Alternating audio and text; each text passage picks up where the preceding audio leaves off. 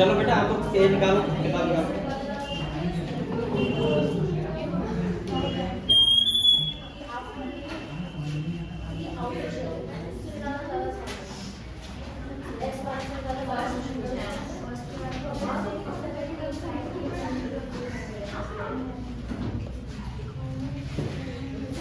चलो हम लोग पढ़ते हैं। कल हम लोगों ने डाइहेब्रेट क्रॉस पढ़ा था ना, और डाइहेब्रेट क्रॉस में मैंने आप लोगों को क्या समझाया था? मैंने कल आपको डाइहेब्रेट क्रॉस में समझाया था कि हम लोग मेंडल ने क्या लिए थे, दो कैरेक्टर लिए थे, और दो कैरेक्टर लेने के बाद उन्होंने क्रॉस किया था।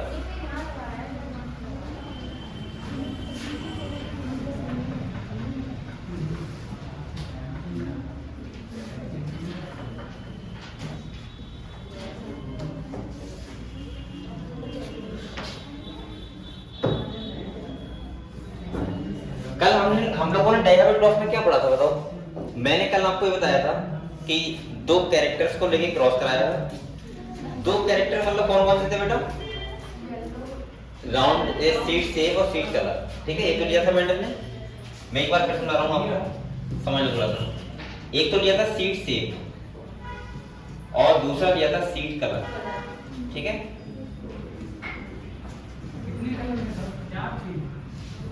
क्या था? अबे तुम्हें ये नहीं पता कितने कलर थे, क्या पढ़ रहा है? टाइम बर्बाद क्यों कर रहे हो? मैंने तो सीट शेप और सीट कलर का बात करें तो मैंने कहा था एक था डोमिनेंट और एक था रिसेसिव। ठीक है, एक केस था डोमिनेंट, तो सीट शेप में मैंने डोमिनेंट क्या बताया था बेटा? राउंड, और रिसेसिव रिंकल्ड। और अगर हम सीट कलर की बात करें तो डोमिनेंट क्या था? येलो, और रिसेसिव क्या था? ग्रीन। पता है आपको? मैंने आप लोगों से कहा था अगर हम सीट शेप की बात करें तो एक पेरेंट्स ने ये लिया था और डोमिनेंट ले लिया, और दूसरा लिया था ये वाला। ठीक है, ये तो हो गई पेरेंटल जनरेशन, जहां पे उन्होंने एक ले लिया डोमिनेंट, एक ले लिया रिसेसिव, एक था पेरेंट्स 1, एक था पेरेंट्स 2। अब आप लोग बताओ, यहाँ पे अगर गैमीट बनाएंगे तो ये बनेगा ये वाला, और ये बनेगा ये वाला। ये समझे? और मैंने कहा था जब गैमेट बनाते हैं तो हमेशा आपको ध्यान रखना है, फिर क्या करेंगे? F1 जनरेशन में क्रॉस कराएंगे। और मैंने कहा था ये तो आप अनुमान लगा सकते हो, क्रॉस करने की जरूरत नहीं है। आपको पता है कि F1 में हमेशा क्या होता है? हेटेरोजाइगस कंडीशन होती है, डोमिनेंट वेक्टर दिखता है। हाँ ठीक है, तो यहाँ पे मैं बोल सकता हूँ ये वाला आता है capital R small r capital Y small y, और ये कंडीशन कौन सी होती है? हेटेरोजाइगस। ठीक है, और ये प्लांट कैसा दिखेगा हमें? Round yellow. ठीक है, राउंड येलो। और यहाँ पे राउंड येलो दिखेगा, इसका मतलब यहाँ पे हमें कौन सा केस नहीं मिला इन्हें? तो कौन सा नहीं मिला? रिसेसिव वाला। ऐसे ही हो रहा था अभी तक, मोनो हैबिट क्रॉस में भी यही हुआ था कि क्या कर रहा है? तो यहाँ पे मैं बोल सकता हूँ कि ये जो डोमिनेंट और रिसेसिव अगर हम बात करें तो आपको पता है कि डोमिनेंट वाला कैरेक्टर हमें दिखता है और रिसेसिव वाला नहीं दिखता है। मतलब दो पेरेंट्स में एक कैरेक्टर दिखेगा, और जो दिखेगा वो क्या होगा? डोमिनेंट। ठीक है, अब आप लोग बताओ, यहाँ पे उन्होंने क्या करवाई बेटा? सेल्फिंग कराई। क्या कराई? सेल्फिंग करवाई। और आपको पता है मैंने गैमीट का तरीका बताया था, क्या कैसे बनाना है? Capital R small r capital R capital Y small y, बन गया गैमीट। और जब इनकी सेल्फिंग कराओगे तो मैंने आपको बताया था हमें कंडीशंस क्या मिली थी। तो देखो, अगर मैं इसकी सेल्फिंग कराऊंगा, आपस में क्रॉस कराऊंगा, तो आपको पता है यहाँ जो कंडीशन रहेगी वो फिनोटाइपिक जो हमने देखा था वो आएगा। एक तो आएगा राउंड येलो जो हमने लिया था, ये तो लिया था कंडीशन, और राउंड के साथ मैंने क्या आया था? ग्रीन भी। तो राउंड के साथ क्या मिला था? ग्रीन। और दूसरा रिंकल्ड, और रिंकल्ड के साथ हमने क्या लिया था बेटा? ग्रीन लिया था, तो येलो भी मिला और ग्रीन भी मिला। ठीक है, तो इसके साथ येलो भी मिला और इसके साथ ग्रीन भी मिला। ये बात समझे आप लोग? और इसका जो रेशियो था वो कितना था? 9 रेशियो 3 रेशियो 3 रेशियो 1।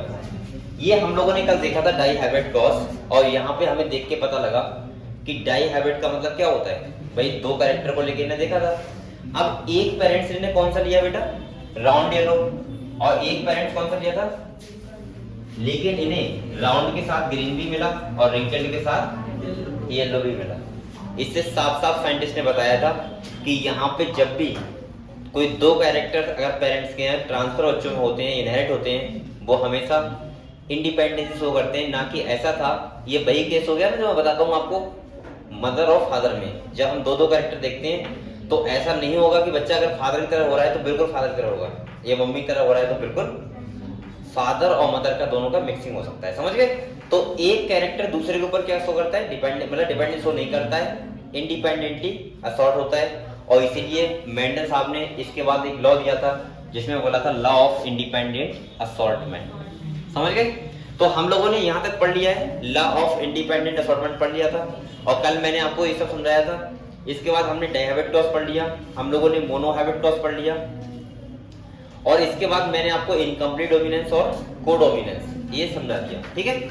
हम लोगों ने इनकम्प्लीट डोमिनेंस में क्या देखा था बेटा, मैंने आपको बताया था इनकम्प्लीट में कि सिंपल सा इनकम्प्लीट का मतलब होता है जब दोनों ही एलील अपनी डोमिनेंस से शो ना करें तो उसे बोलते हैं इनकम्प्लीट डोमिनेंस। और कोडोमिनेंस का मतलब होता है जब दोनों ही एलील अपनी डोमिनेंस शो करें, उसको बोलते हैं कोडोमिनेंस। कोडोमिनेंस का एग्जाम्पल एक ही है जिसमें ब्लड ग्रुप आता है, और इनकम्प्लीट में जो आपका एनसीईआरटी ने दिखाया है वो स्नैपड्रैगन या फिर डॉग स्लॉगर। ठीक है। तो यहाँ तक आपको कंफर्म बेटा सब बच्चों को। मोनोहैबिट क्लॉज देख लिया हम लोगों ने। अभी तक ये कहानी चल रही है मेंडल की, कैसी चल रही है। अब इसके बाद एक साइंटिस्ट आए, और तब तक क्या हुआ था, मैं बोल सकता हूं कि मैं क्रोमोसोमल पैटर्न को देख लिया था साइंटिस्ट ने ये देख लिया था कि कैसे कोई गैमेट्स होते हैं तो बनते हैं, तो सेल के पास क्या आता है, पेरेंट से क्या आता है। ये तो आपको पता है पेरेंट से हमें गैमेट मिलते हैं, सेल मिलता है, लेकिन सेल के अंदर क्या होता है, हालांकि अभी तक प्रूफ नहीं हुआ था। देखो आप लोग एक बात सुनो, साइंटिस्ट ने देख लिया था कि कुछ क्रोमोसोम जैसा स्ट्रक्चर है जो इनहेरिट होता है गैमेट्स में, और जब क्रोमोसोम आता है तो वो कैरेक्टर को वैसा ही बच्चे का कैरेक्टर होता है। भाई ये तो मैंने बताया था, भाई 23 फादर के 23 मम्मी के दोनों मिलते हैं, 46 क्रोमोसोम हो गए बच्चे का, यानी कि हम बोल सकते हैं यही डिसाइड करेगा कि क्रोमोसोम कैसे हैं। अब आप लोगों को मैंने और भी चीजें बताई थी, मैंने कहा था बेटा आप लोग समझदार हो, अगर हम बात करें डीएनए, जीन्स, क्रोमेटिन या क्रोमोसोम, ये चार नाम लेता हूं मैं हमेशा, डीएनए, क्रोमेटिन, क्रोमोसोम और जीन्स।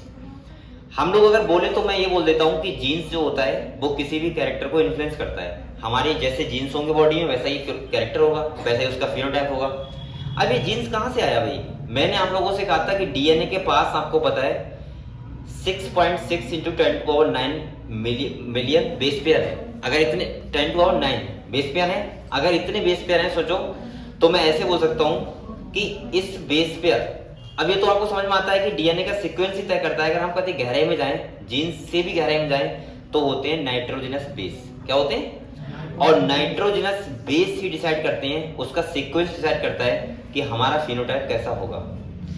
जैसे डीएनए सबके पास होता है, दुनिया में जो भी सबके पास जेनेटिक मटेरियल डीएनए ही है, डीएनए का जो जैसा होगा सबके पास सेम वैसे ही होगा। भाई पॉलीन्यूक्लियोटाइड चेन होती है, एक न्यूक्लियोटाइड के अंदर अगर हमारे अंदर फॉस्फेट, पेंटोस शुगर और नाइट्रोजनस बेस हैं तो वो हर किसी में है। चेंज किसका है, खाली बस नाइट्रोजनस बेस सीक्वेंस का, जैसे एडेनिन, थाइमिन, ग्वानिन और साइटोसिन। अगर हम देखें तो इनका बस सीक्वेंस का चेंजमेंट है। और मैंने आपको बताया था कि अगर हम बात करें यहाँ पे कि जीन्स क्या होता है, तो मैं ऐसे बोल सकता हूँ कि डीएनए का वो सेगमेंट या वो नाइट्रोजनस बेस सीक्वेंस का पार्ट जो हमारे लिए एक पॉलीपेप्टाइड बना रहा है, मतलब एक फंक्शन कर रहा है, यानी कि हमें अमीनो एसिड की चेन बना रहा है। अगर एक चेन बना रहा है, एक प्रोटीन बना रहा है, तो वो हमने क्या बोल दिया, जीन्स बोल दिया। जैसे आपको पता होगा एक प्रोजेक्ट हुआ था HGP, ह्यूमन जीनोम प्रोजेक्ट। और अगर हम बात करें तो ह्यूमन जीनोम प्रोजेक्ट में हमें पता लगा कि जो एवरेज एक जीन होता है उस पे 3000 बेसिस होते हैं। कितने होते हैं, मतलब एक वो टुकड़ा डीएनए का जिसपे 3000 बेसिस का सीक्वेंस है, वो क्या हो गया, एक जीन्स। उसमें ये भी बताया है कि आपको पता है कि सबसे ज्यादा जो, अब क्रोमोसोम की बात करें तो क्रोमोसोम क्या है, डीएनए का कंडेंस पार्ट है। भाई डीएनए न्यूक्लियस के अंदर है, अगर वो हिस्टोन प्रोटीन के साथ रैप्ड किया हुआ है, उलझा हुआ पड़ा है, उसको हमने बोल दिया क्रोमेटिन। जब वो डीएनए या क्रोमेटिन जब हमारी सेल डिवाइड करना चाहती है तो वो उलझा हुआ होगा, उसमें डिवाइड तो नहीं कर पाएगा ना डीएनए, तो वो डीएनए कंडेंस फॉर्म में रहता है, मतलब एक नॉर्मली फॉर्म में रहता है। इसमें ऐसे बोल सकता हूँ, क्रोमोसोम की हम बात करते हैं तो क्या करते हैं, जैसे ये क्रोमोसोम है तो आपको पता है ये डीएनए लगा होता है यहाँ पे और ये क्या है, ये क्रोमोसोम है, बस है तो डीएनए। और डीएनए क्या है, डीएनए पे जीन्स होते हैं। तो मैं सिंपल भाषा में यही तो बोलूंगा कि जैसे क्रोमोसोम आपके पास आएंगे वैसे ही जीन्स आएंगे, और जैसे जीन्स आएंगे वैसे ही हमारा क्या होगा, फिनोटाइप, यानी कि हम वैसे ही दिखेंगे।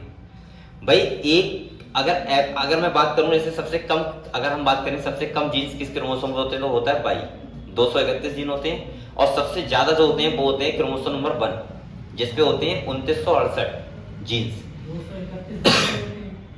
अब सुनो दूसरा बात, आप लोग ये समझ सकते हो कि बेटा एक क्रोमोसोम अगर कम हो जाए बॉडी में, एक ज्यादा हो जाए, कितने जीन्स हमारे डिस्टर्ब हो जाएंगे।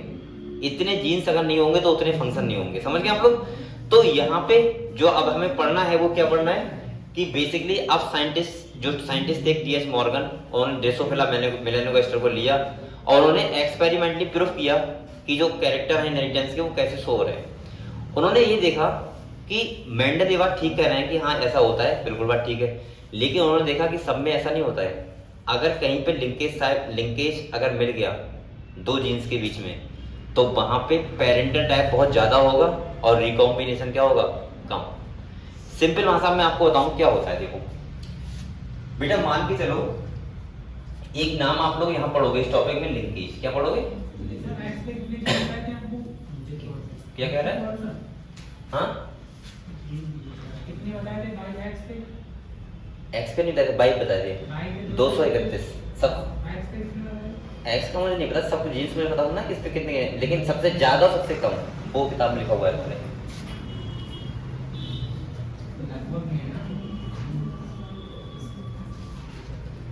आपको खाली जो सबसे ज्यादा है वो ऐसे ही पढ़ाऊंगा, अभी हुआ नहीं है। सबसे ज्यादा सबसे कम किस पे है, हमें सारे क्रोमोसोम क्या मतलब कितने जीन्स हैं, और स्टडी कर भी क्या लोगे तो कोई फायदा नहीं उसका, सही है। सबसे ज्यादा जीन्स लिखे हुए हैं किस क्रोमोसोम पे हैं, तो वो हैं 1 पे, और सबसे कम किस पे हैं, 22 पे, ठीक है। लिंकेज एंड रिकॉम्बिनेशन, ये इन्होंने कॉन्सेप्ट दिया था टीएच मॉर्गन ने, ठीक है। इन्होंने यहाँ क्या समझाया था, देखो इन्होंने कहा था लिंकेज का मतलब मैं सिंपल भाषा में बोल रहा हूं तो आप ध्यान रखना पेरेंटल टाइप। आप लोग पेरेंटल टाइप मतलब समझे कि जो ऑफस्प्रिंग या जो बच्चे होंगे वो पापा की तरह ज्यादा होंगे अगर लिंकेज ज्यादा सो होगी तो। और मैं इसको बोल सकता हूं रिकॉम्बिनेशन को नॉन पेरेंटल टाइप, यानी कि अगर लिंकेज बहुत कम हो रही है, नहीं हो रही है, तो मैं बोल सकता हूं कि वहां पे नॉन पेरेंटल टाइप ज्यादा होगा, मतलब वहां पे न्यू कैरेक्टर ज्यादा होंगे। इसका मतलब क्या है बेटा, रिकॉम्बिनेशन का न्यू कैरेक्टर। न्यू कैरेक्टर मतलब ना लिखो तो वेरिएशन लिखो, वेरिएशन देखने को मिलेंगे। लेकिन मेंडल ने ऐसी कोई बात नहीं बताई थी, क्योंकि उन्हें लिंकेज के बारे में या उन्होंने क्रोमोसोम के बारे में स्टडी नहीं किया था। मैं सिंपल से बोल सकता हूं कि उन्हें क्रोमोसोम के पैटर्न को स्टडी उन्हें नहीं किया था, और नहीं किया था तो इसी यही कारण था कि मैं बोल सकता हूं कि उन्हें नहीं पता था कि लिंकेज क्या होता है और रिकॉम्बिनेशन क्या होता है। अब दूसरी बात सुनो, ये लिंकेज होता क्या है। लिंकेज ये होता है बेटा, आपको बताया जैसे मान लिया क्रोमोसोम है, ये क्या है, क्रोमोसोम है।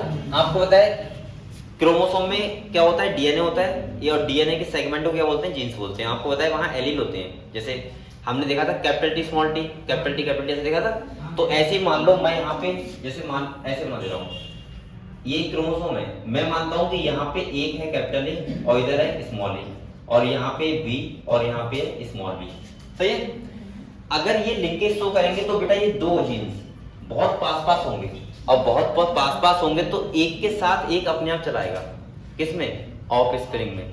मैं ऐसे बोल सकता हूं सिंपल भाषा में कि आप लोग ऐसे समझ सकते हो कि डिस्टेंस दो जीन्स के बीच जितनी कम होगी लिंकेज उतनी ही ज्यादा शो होगी, और जितनी लिंकेज ज्यादा शो होगी उतना ही पेरेंटल टाइप क्या मिलेगा, ज्यादा, और वेरिएशन होंगे कम। तो मेंडल ने ये कहना चाहता कि सिंपल सा तुम ये एक्सपेक्ट मत करो कि हर केस में 9:3 बन ही आएगा। अगर लिंकेज शो हो रही है तो ये रेशियो डेविएट भी हो सकता है, चेंज भी हो सकता है, जो मेंडल ने नहीं बताया था। यहाँ पे उनका मतलब ये था सिंपल सा ध्यान रखो, कुछ ध्यान नहीं रखना है आपको। लिंकेज ज्यादा पेरेंटल टाइप ज्यादा, लिंकेज कम रिकॉम्बिनेशन ज्यादा। लिंकेज कब ज्यादा होगी, जब दो जीन्स का डिस्टेंस बहुत पास पास होगा सेम क्रोमोसोम पे। इसीलिए मैं लिंकेज में एक फॉर्मूला लिखवा देता हूं बच्चों को साफ साफ। लिंकेज इनवर्सली होता है किसका? Distance between two genes on same chromosome. यानी कि डिस्टेंस जितनी ज्यादा लिंकेज उतनी कम, और डिस्टेंस जितनी कम लिंकेज उतनी ज्यादा। समझ गए ये बात? और अगर लिंकेज ज्यादा होगी बेटा तो आप बताओ, अगर लिंकेज ज्यादा तो डायरेक्टली होगा पेरेंटल टाइप। पेरेंटल टाइप ज्यादा, और पेरेंटल टाइप ज्यादा तो मतलब मैं बोल सकता हूं रिकॉम्बिनेशन कम। अगर आप लोग ऐसे चाहो तो ऐसे लिख लो एक जगह किताब में कहीं। रिकॉम्बिनेशन क्या होगा? कम। रिकॉम्बिनेशन का मतलब है न्यू कैरेक्टर, वो क्या आएंगे? कम। और वेरिएशन क्या होगा? जब रिकॉम्बिनेशन ज्यादा होगा तो वेरिएशन क्या होगा? ज्यादा होगा। समझ गए? तो लिंकेज का मतलब समझे? ये बताओ आप लोग। लिंकेज का मतलब है जब सेम क्रोमोसोम पे कोई दो जीन्स बहुत पास पास होते हैं तो उस टाइम पे क्या होता है, वो लिंकेज शो करते हैं। एक जीन्स के साथ दूसरे जीन फ्री में रहता है, और मैं बोल सकता हूं कि पेरेंटल टाइप हमेशा क्या होगा? ज्यादा, और वो होते हैं लिंकेज। क्लियर हुआ? तो ड्रोसोफिला केस में जो चाह रहे थे वो उन्हें रेशियो नहीं मिल रहा था। और वो क्यों नहीं मिल रहा था? क्योंकि वहां पे शो हो रहा था लिंकेज। हेलो, तो आप लोग चाहो तो बेटा ये वाला ऐसे में लिख लो, ये जो मैंने पूरा लिखा है लिंकेज है उसमें ऐसे क्या आप लिख सकते हो, जिससे आपको ध्यान रहे। ठीक है कि लिंकेज का मतलब क्या होता है।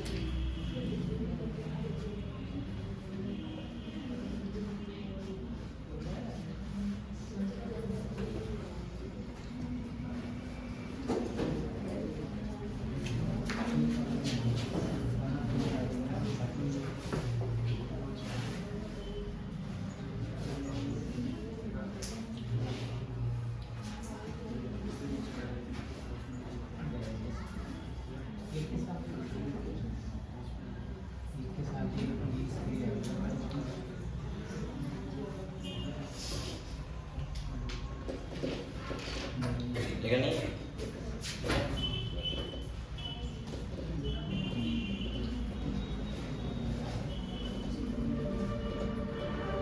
आप लोग पढ़ाई कर रहे हो मेरे से?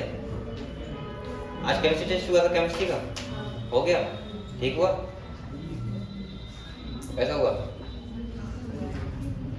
ठीक है? नहीं आप लोग मेहनत करो थोड़ी सी। क्या हुआ? मेहनत तो करनी पड़ेगी ना।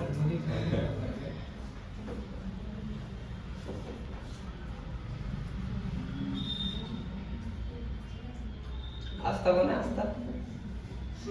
आस्था कौन है? अरे नाम बताओ, मुझे पता नहीं है ना, हम जानते हैं। अच्छा ये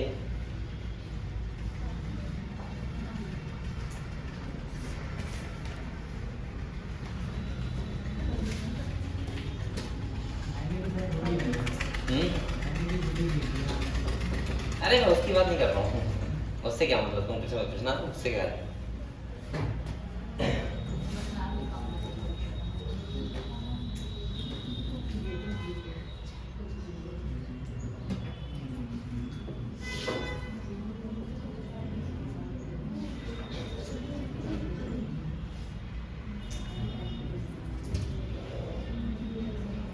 देखो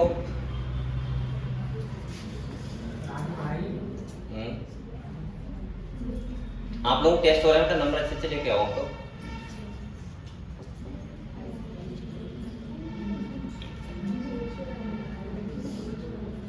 बायोलॉजी का आप लोगों ने टेस्ट किया था ना? तो ठीक है, तुमने बायोलॉजी किया था आस्था? कितने नंबर आए थे? मेरे पास है व्हाट और हो गई कॉपी? अनसंगवार कौन है? अनसंगवार अच्छा तुम हो। तुम्हारे कितने नंबर आए थे अभी? मैंने बताया नहीं थे आपको? 100 नंबर आए थे।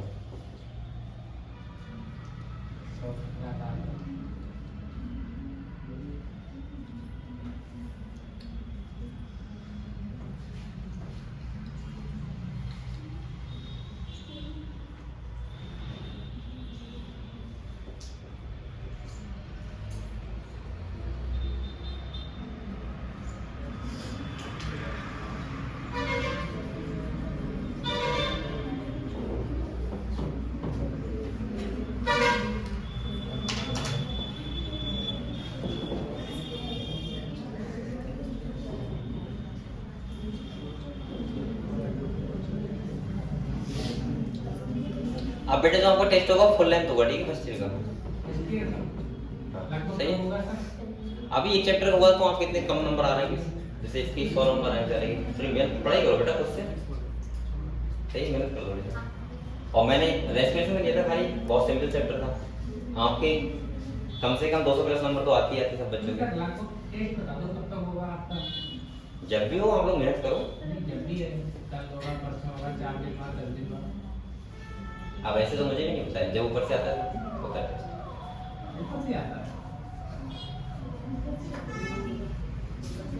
आप लोग मेहनत करो बेटा तो अच्छा लगता है, ठीक है? और जितनी मेहनत करोगे तो अच्छा लगेगा। ऐसे नहीं आप लोग किसी टीचर टेस्ट करोगे कुछ भी करोगे, मेहनत किया करो पहले।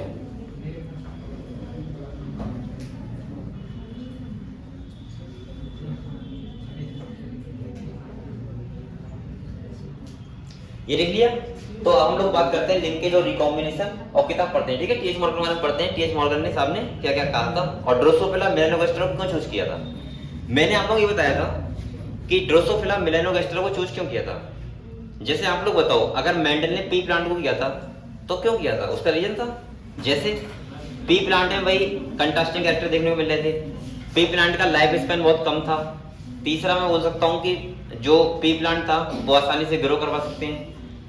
कंट्रास्टिंग कैरेक्टर बहुत ज्यादा थे। ऐसे यहाँ पे भाई मेंडल ने ड्रोसोफिला को क्यों चूज किया था, इसीलिए किया था वो यहाँ पे इसका लाइफ स्पैन क्या था, बहुत कम था। दूसरा सिंगल मैटिंग से हमें बहुत ज्यादा प्रोजेनी मिल रहे थे। तीसरा मैं बोल सकता हूँ कि यहाँ पे वेरिएशन भी देखने को मिल रहे थे, मतलब कंट्रास्टिंग कैरेक्टर कि मेल और फीमेल में हम डिफरेंस कैसे बता पाएंगे, ये भी था। इसको हम ड्रोसोफिला को आसानी से हम ग्रो करा सकते हैं लैब वगैरह में, तो ये भी था। तो इसका मतलब इनका मैटिंग कराना भी बहुत आसान था। तो हमने बहुत सारे केस को देख के जो टीएच मॉर्गन थे उन्होंने किसको चूज किया था, ड्रोसोफिला को। तो समझे हम लोग क्यों किया था, ठीक है? पढ़ते हैं। ये लिख लिया था लोगों ने, ठीक।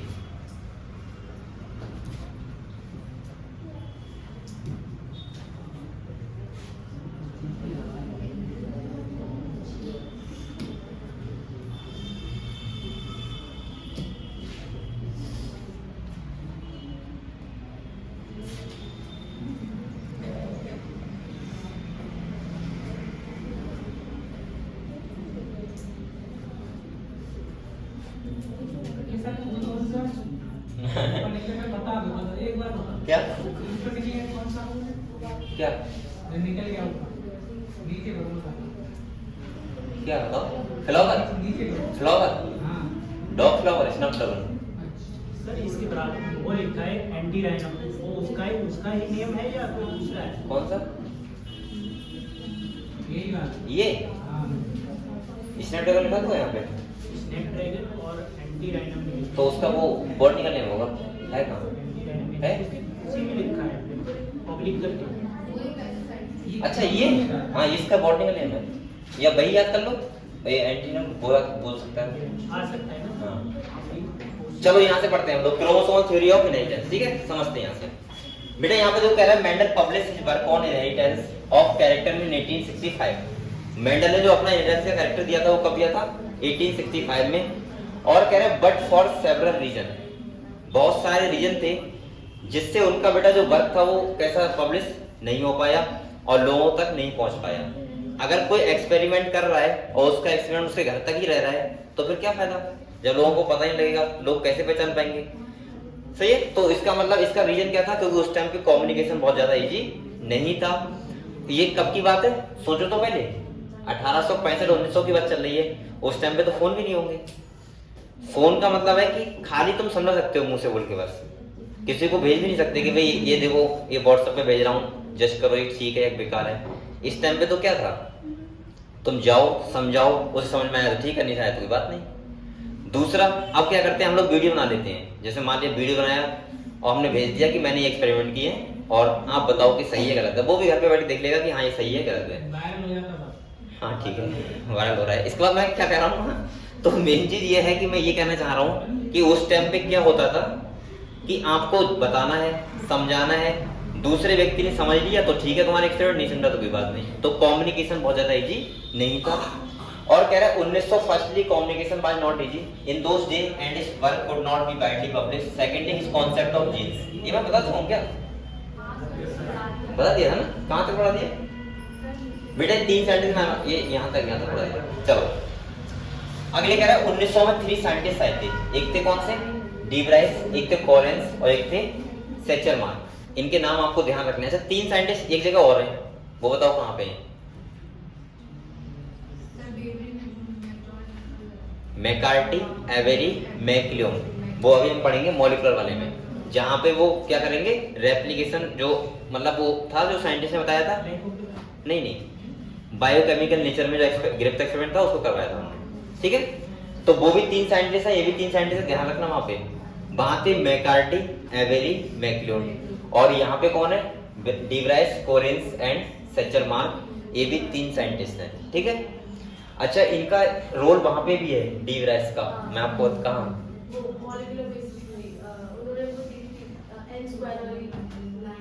वो एवोल्यूशन में है, एवोल्यूशन में जब उन्होंने इवनिंग प्राइमरोज को डार्विन को कहा था, डार्विन ने एक थ्योरी दी थी अपनी, तो डार्विन ने ये कहा था कि जब म्यूसिस होता है तो आपको पता है क्रॉसिंग ओवर होता है और हल्के हल्के क्या होता है, वेरिएशन आते हैं। सही है, ये बात ठीक थी, डार्विन की बात बहुत अच्छी थी।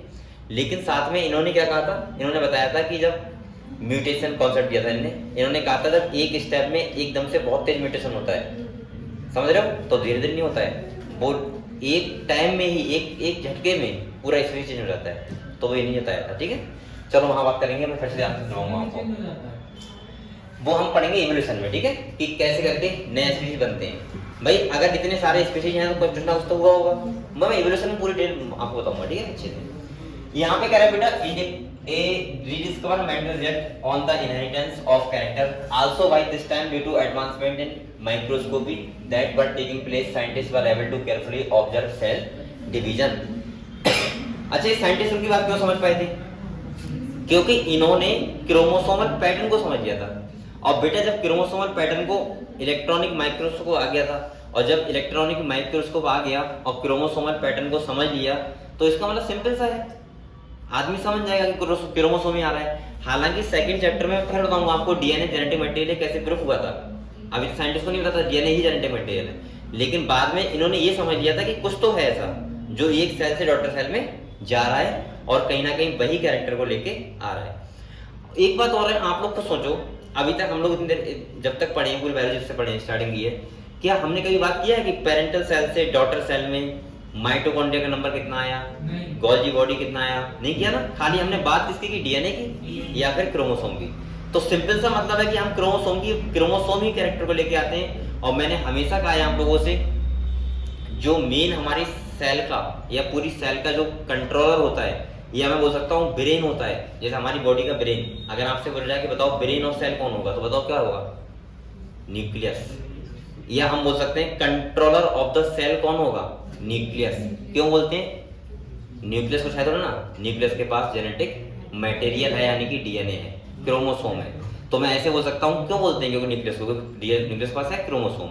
और पूरे सेल में क्या बनना है क्या नहीं बनना है वो कौन डिसाइड कर रहा है, क्रोमोसोम, यानी कि डीएनए। समझ गए हम लोग, डीएनए क्रोमोसोम अलग अलग नहीं है, मैं क्रोमोसोम की बात कर रहा हूँ, डीएनए की बात कर रहा हूँ। बस ये वही बात हो गई, जैसे आप लोग, कोई आपसे चाचा कहता है, कोई आपसे पापा कहता है, पापा तो कोई कहता, मतलब एक आदमी है कोई, उससे कोई चाचा कह रहा है, कोई ताऊ कह रहा है, कोई पापा कह रहा है, लेकिन आदमी तो सेम ही है, बस कंडीशन डिसाइड कर रही है कि वो कहाँ पे खड़ा है। जैसे एक इंसान, आप अभी स्टूडेंट हो, यहाँ पे घर जाओगे तो भाई मम्मी अलग नाम से लेंगी, है ना, नाम लेंगी, तो ऐसे ही होता है, सही है, दोस्त अलग नाम से लेते हैं। तो कहीं ना कहीं तो यही वही हिसाब है, डीएनए जब सेल डिवाइड कर रही तो क्रोमोसोम, जब डीएनए न्यूक्लियस के अंदर तो क्रोमेटिन, और अगर देखा जाए अंदर तो क्या होगा, डीएनए। डीएनए आप लोग डीएनए को बहुत सिंपल मत लेना। डीएनए बेटा अगर हम पूरा बॉडी का देखें तो मैंने आप लोगों से कहा था कम से कम सूर्य का चक्कर धरती से 70 बार लगा सकते हैं, इतना एक आदमी के अंदर डीएनए है। सोचो, जब एक सेल में 2.2 मीटर लंबा है और हमारे सेल इतने हैं कि आप लोग ये जो हम करते हैं 1000, 10,000, करोड़, 10 करोड़, अरब, 10 अरब, ये करते करते थक जाओगे, इतने सेल हैं। तो सोचो डीएनए कितना होगा।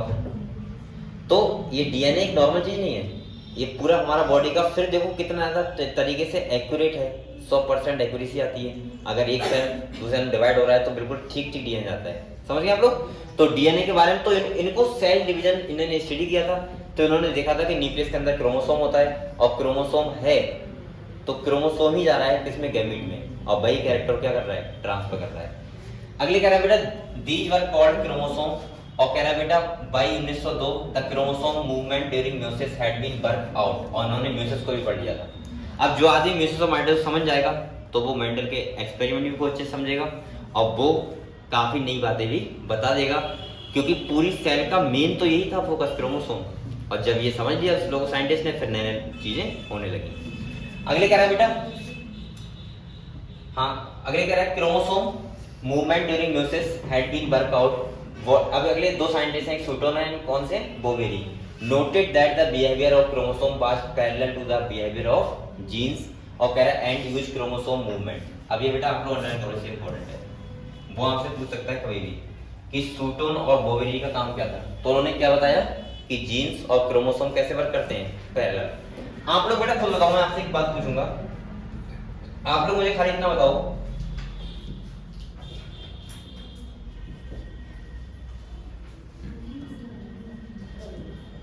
इसका मतलब क्या, चलो ठीक है जो भी है। यहाँ पे देखो बेटा, अगर मैं ये कहूँ आपसे, ये कह रहा है बोवेरी और Sutton that the behaviour of chromosome was parallel to the behaviour of genes and use chromosome movement to explain Mendel's law. आप लोग बताओ एक बात, अगर मैं ये कह दूं कि डीएनए आपके फादर है जो बाइक चला रहे हैं, और जीन्स कौन हो, आप हो, क्योंकि आप एक सेगमेंट में बैठे हुए हो बाइक पे, और बाइक के साथ आप भी जा रहे हो, तो ये स्वाभाविक बात है बेटा कि जहां पे बाइक जाएगी वहां पे आप जाओगे, तो पैरेलल बिहेवियर होगा नहीं होगा। जैसे मैं बाइक पे बैठा हूँ और मैं बाइक को मान लूँ डीएनए है, और मैं उसके सेगमेंट में बैठा हूँ, छोटा सा पार्ट में मैं बैठा हूँ, और मैं मान लूँ अपने आप को जीन्स हूँ, तो मैं जहां जाऊंगा वहीं, जहां बाइक जाएगी वहां मैं जाऊंगा। तो सिंपल सा यही ऐसे तो होता है कि जहां क्रोमोसोम किससे बने, डीएनए से, और जहां डीएनए तो डीएनए के सेगमेंट क्या बोलते हैं, जीन्स। अब मान लो ये पेन है, ये डीएनए मान लूं मैं, और अभी डीएनए नहीं मान लो, इसको मान लो क्रोमोसोम। क्या मान लो, क्रोमोसोम। अब मैं ऐसे कह दूं कि इसमें 10 जीन है, एक इतना पार्ट ये वाला जीन है, एक इतना पार्ट जीन है, एक इतना पार्ट जीन है, एक इतना पार्ट है, एक इतना पार्ट है। अब आप लोग बताओ, ये मैं यहाँ रख दूं तो बताओ जीन कहाँ रख गए, यहाँ रख गए। अभी मैं इसको बाहर ले जाऊं तो ये जीन कहाँ चले गए, बाहर चले गए। ऐसे ही मैंने क्या किया, सेल डिवाइड किया, मैंने आधा तोड़ दिया इसको, आधा एक सेल में। अब बताओ जीन्स कहाँ जाएंगे, आधे एक सेल में, आधे। तो आप बताओ क्या पैरेलल बिहेवियर नहीं होगा। तो इसीलिए क्रोमोसोम जीन्स का कैसा बिहेवियर होता है, पैरेलल। हम तब मान सकते पहले नहीं होगा कि जीन्स को अलग रखे होते और क्रोमोसोम अलग रखे होते, समझ गए। क्रोमोसोम पे ही तो जीन होते हैं, तो पैरेलल बिहेवियर हमेशा दिखेगा। अगले देखो, कह रहा है बेटा to explain Mendel's law recall that you have studied the behaviour of chromosome during mitosis. आपको अब बेटा यहाँ पे जो बात कर रहा है, मैंने आपको सेल साइकिल, सेल डिवीजन बहुत अच्छे समझाया है। एक आपको बताया डिवीजन होता है माइटोसिस और एक होता है म्यूसिस। जिन बच्चों को थोड़ा सा ना पता है समझा दे रहा हूँ आपको बताया माइटोसिस का मतलब होता है जहां पे एक क्रोमोसोम होगा, पेरेंटल मतलब पेरेंटल सेल होगी, उससे हमें सेल को डिवाइड करना है 2 सेल में। यानी कि मैं सोच सकता हूँ सेल को डिवाइड करना है, खाली एक सेल से 2 सेल बनानी है। तो मैं ऐसे बोल सकता हूँ, अगर एक सेल से 2 सेल बन रही हैं और क्रोमोसोम नंबर सेम रह रहा है, किसमें, पेरेंटल में भी और डॉटर में भी, मतलब पेरेंटल सेल में भी वही क्रोमोसोम नंबर है जितना किसमें है, जो नहीं बनी है उनमें है, तो उस डिवीजन को बोलते हैं माइटोसिस। क्या बोलते हैं बच्चों।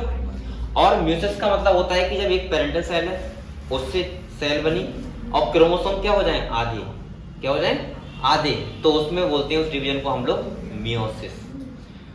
इसीलिए म्यूसिस को हम लोग बोलते हैं रिडक्शनल डिवीजन, और माइटोसिस क्या बोलते हैं, इक्वेशनल डिवीजन, क्योंकि सेम क्रोमोसोम रहते हैं। अब आप कहोगे सर कहाँ होगा माइटोसिस, कहाँ होगा म्योसिस। तो ये तो आप कॉमन सेंस लगा सकते हो। आपकी पूरी बॉडी में सेल में जितने भी क्रोमोसोम सेल हैं, जितनी भी बॉडी में सेल है, सबके पास क्रोमोसोम सेम है, क्रोमोसोम नंबर उतना ही है सबके पास। तो क्या हो रहा होगा बताओ, माइटोसिस। अब आपको पता है आपकी बॉडी में गैमीट बनेंगे, क्या बनेंगे, गैमीट बनेंगे। आपको पता है गैमीट का फ्यूजन होता है पापा का और मम्मी, मतलब आपके और दूसरा जो फीमेल होगा उसके। तो आप बताओ जब गैमीट बनेंगे हमें कैसे करने हैं, आधे क्रोमोसोम, आधे पापा के और आधे मम्मी के। तो हमें वहां क्या करना पड़ेगा, मियोसिस। तो सिंपल समझ में आया, मियोसिस कहाँ होता है, माइटोसिस क्या होता है। अब सिंपल सी बात है कि मैं बार बार यही बता रहा हूँ, पूरा खेल तो यही चल रहा है कि जब मियोसिस होता है तो क्रोमोसोम आधे होते हैं और साथ में क्रॉसिंग ओवर भी हो जाता है, जो बचते हैं क्रोमोसोम मतलब दूसरे सेल में जाएंगे। और जब क्रॉसिंग ओवर हो गया और आधे पापा के आधे मम्मी के फिर से मिलके होमोलॉगस बनाएंगे, तो आप खुद बताओ बेटा वेरिएशन होगा नहीं होगा किसी बच्चे में। अगर मान लो खाली इतना होता कि पापा का गैमेट होता और पापा का गैमेट में माइटोसिस होता, क्या होता है, और मम्मी का गैमेट ही नहीं होता, चाहे भले ही वो जो डेवलपमेंट हो रहा है बच्चे का वो माँ के पेट में होता, लेकिन फिर भी बच्चा कैसा होता, बिल्कुल क्लोन, बिल्कुल सेम होता, कैसा पापा के। तभी तो हम लोग बोलते हैं एज सेक्सुअल रिप्रोडक्शन में कभी वेरिएशन नहीं आते हैं और सेक्सुअल में क्या आते हैं, वेरिएशन। सिंपल सा इसीलिए बोलते हैं क्योंकि सेक्सुअल में हमेशा क्या होता है, म्योसिस होता है, और ए सेक्सुअल में म्योसिस नहीं होता है। जो सेल डिवाइड करेंगे वो किससे करेंगे, माइटोसिस से। तो वेरिएशन आपको देखने को नहीं मिलेंगे। समझ गए आप लोग ये कहानी पूरी। तो देखो अगले क्या है बेटा, behaviour of chromosome during mitosis, equational division and during meiosis reduction division.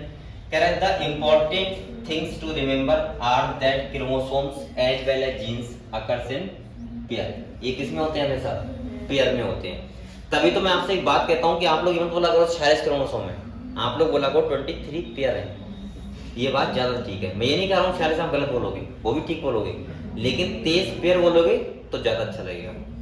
सही है। तो 46 क्योंकि 46 अलग नहीं होते हैं, मैंने कहा था हमेशा क्रोमोसोम किसमें होते हैं, पेयरिंग में होते हैं, होमोलोगस क्रोमोसोम उन्हीं को बोलते हैं, ठीक है, पेयर वाले को कह रहे हैं। तो मैंने ये बताया आपको कि अगर क्रोमोसोम पेयर में है, जैसे मान लीजिए ये क्रोमोसोम है, ये पेयर में, तो उनको बोलते हैं होमोलोगस क्रोमोसोम। और बेटा जब गैमीट बनता है तो इस पेयर का एक क्रोमोसोम एक सेल में जाएगा, एक क्रोमोसोम ऐसे नहीं जाएंगे कि कोई से तेज चलेगा एक सेल में, कोई से तेज इस सेल में, नहीं, पेयर का एक क्रोमोसोम इसमें और एक क्रोमोसोम इसमें। ऐसे होता है फीमेल के साथ, एक क्रोमोसोम एक गैमेट में, एक क्रोमोसोम एक एग में। अब आप बताओ जो पेयर पेयर इधर के आए, मम्मी का एक सेट आया है, एक पापा का है, जो मिल जाएंगे फिर से बन जाएंगे होमोलोगस। यही रीजन होता है कि हम लोग किसी दूसरे स्पीशीज से मेटिंग नहीं कर सकते। अब आप लोग मानो कि कोई सोचे कि हम मेटिंग कर रहे हैं, किससे बताओ, किससे करना है, किसी नहीं करना है, मतलब मैं बोल रहा हूँ कि दूसरे स्पीशीज करना है, ठीक है। तो मान लो, अरे मैं बोलूंगा नहीं क्या बदल रहा है, यहाँ मैं ऐसे बोल सकता हूँ कि ये दूसरे स्पीशीज करना है। अब एक के पास 23 आए और एक के पास आए खाली 8, तो कैसे वो फर्टिलाइज करेंगे, आपस में कैसे मिल पाएंगे, समझ गए आप लोग। और फिर दूसरा क्या है, जीन्स का भी डिफरेंस होगा, तो इसीलिए वो अपने आप को होमोलोगस नहीं बना पाएंगे, और इसीलिए हम दूसरे से मैटिंग नहीं कर पाते हैं, समझ गए। तो यहाँ पे ये सब कहानी है। अगले कह रहा है टू एक्सप्लेन मेंडल्स लॉ, और कह रहा है recall that you have studied the behaviour of chromosome during mitosis. ये तो पढ़ लिया। There are important thing to remember that the chromosome as well as genes occurs in pair, और कह रहा है the two elements of a gene pair are located on homologous side on homologous chromosome. Homologous पता किसे बोलते हैं, जो pairing में होते हैं। जैसे मैं कहता हूँ 23 पेयर, अगर मैं आपसे बोलता हूँ 23 पेयर, तो इसका मतलब क्या होगा कि मैं ऐसे बनाता हूँ, क्रोमोसोम ऐसे दिखा रहा हूँ आपको, ये 1 पेयर है, तो ये कौन सा क्रोमोसोम होगा, होमोलोगस। और जो नॉन पेयरिंग वाले होंगे वो नॉन होमोलोगस। भाई मैं एक पेयर बना दूं, अब ये वाले तो हो गए होमोलोगस, और ये वाले कौन से हो गए, नॉन होमोलोगस। समझ गए आप लोग। तो होमोलोगस क्रोमोसोम पे क्या होते हैं, जीन्स होते हैं, और जीन्स आपको मैं बता चुका हूं क्या होता है, सिंपल सा, जैसा क्रोमोसोम बिहेवियर करेगा वैसे क्या करेगा, जीन्स करेगा। अगले देखो, अब यहाँ पे इन्होंने बेटा क्या दिखाया है, म्योसिस दिखाया है। क्या दिखाया है, म्योसिस। क्या मैं इसको बताऊं, आप लोग सिंपल सा बताओगे म्योसिस में क्या होता है, पता है सब बच्चों को, पता है सबको म्योसिस में क्या हुआ। मैं ये कहानी आपको वैसे बता दे रहा हूँ, ठीक है, क्योंकि यहाँ पे आप लोग सुनोगे, सुन तो यहाँ पे लोग कोई दिक्कत नहीं है। G1 है, इसके बाद G2 है। देखो यहाँ पे क्या दिखाया गया है सुनो, यहीं पे सुन लो। ये बेटा दिखाया गया है, नीचे क्या लिखा हुआ है देख लेते हैं एक बार। कह रहा है meiosis and germ cell formation of cell with 4 chromosome, can you see how chromosome segregate when germ cell are form. कह रहा है कि जो सेल, जो एक सेल है, जर्म सेल का मतलब क्या है, जो गैमेट बनाएगी, और गैमेट जो बनेंगे उसमें जो क्रोमोसोम होंगे वो कैसे वर्क करेंगे, कैसे जाएंगे। होता क्या है, आप लोगों को पूरी कहानी अब यही समझाता हूँ या फिर वैसे समझाता हूँ। देखो ये क्या है, क्रोमोसोम है, क्या है बेटा, क्रोमोसोम है। मैं वैसे समझा रहा हूँ, ठीक है, इसमें आप समझ जाओगे आराम से। यहाँ देखो एक बार, यहाँ देखो आप लोग बेटा, होता क्या है, जैसे मान लीजिए एक सेल है, क्या है, सेल। अगर मैं देखो जीवन आपको पता होना चाहिए कि 2 फेज होते हैं, एक होता है आई फेज, एक होता है एम फेज, पता है आपको। आई फेज में 3 फेज होते हैं, जीवन फेज, एस फेज और G2 फेज, और एम फेज में होता है प्रोफेज, मेटाफेज, एनाफेज, टीलोफेज और साइटोकाइनेसिस।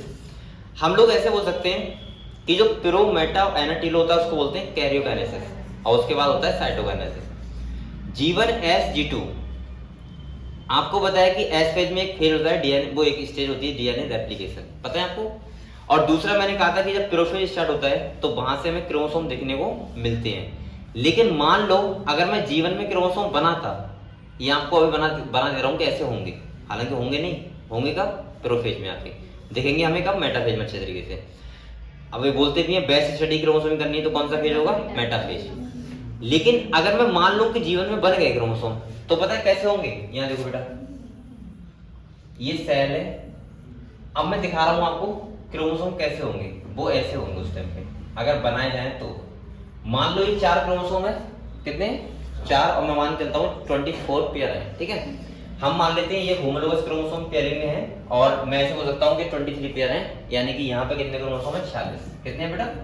और डीएनए कंटेंट कितना है, 2C। डीएनए कंटेंट का मतलब है कि डीएनए कितना है, 2.2 मीटर, मतलब 2C डीएनए है, मैं मान लेता हूँ। और सेल ही कैसा है, डिप्लॉइड, जर्म सेल डिप्लॉइड ही होगा। डिप्लॉइड का मतलब होता है जब क्रोमोसोम पेयर में हो, एन का मतलब नंबर ऑफ क्रोमोसोम, 2 का मतलब डबल में हो, सही है। अब होता क्या है आपको पता है, एस फेज होता है, क्या होता है, एस फेज होता है। और एस फेज का मतलब होता है जो डीएनए है, अभी मैंने क्रोमोसोम में बना के दिखा दिया, हालांकि यहाँ पे क्या होगा, डीएनए ही होगा। अब ये डीएनए का अमाउंट डबल होगा, क्या होगा, और यहाँ पे एक प्रोसेस होगा रेप्लिकेशन, क्या होगा। और ये क्रोमोसोम अगर मैं एस फेज में दिखाऊं तो पता है कैसे जाएंगे, ऐसे जाएंगे।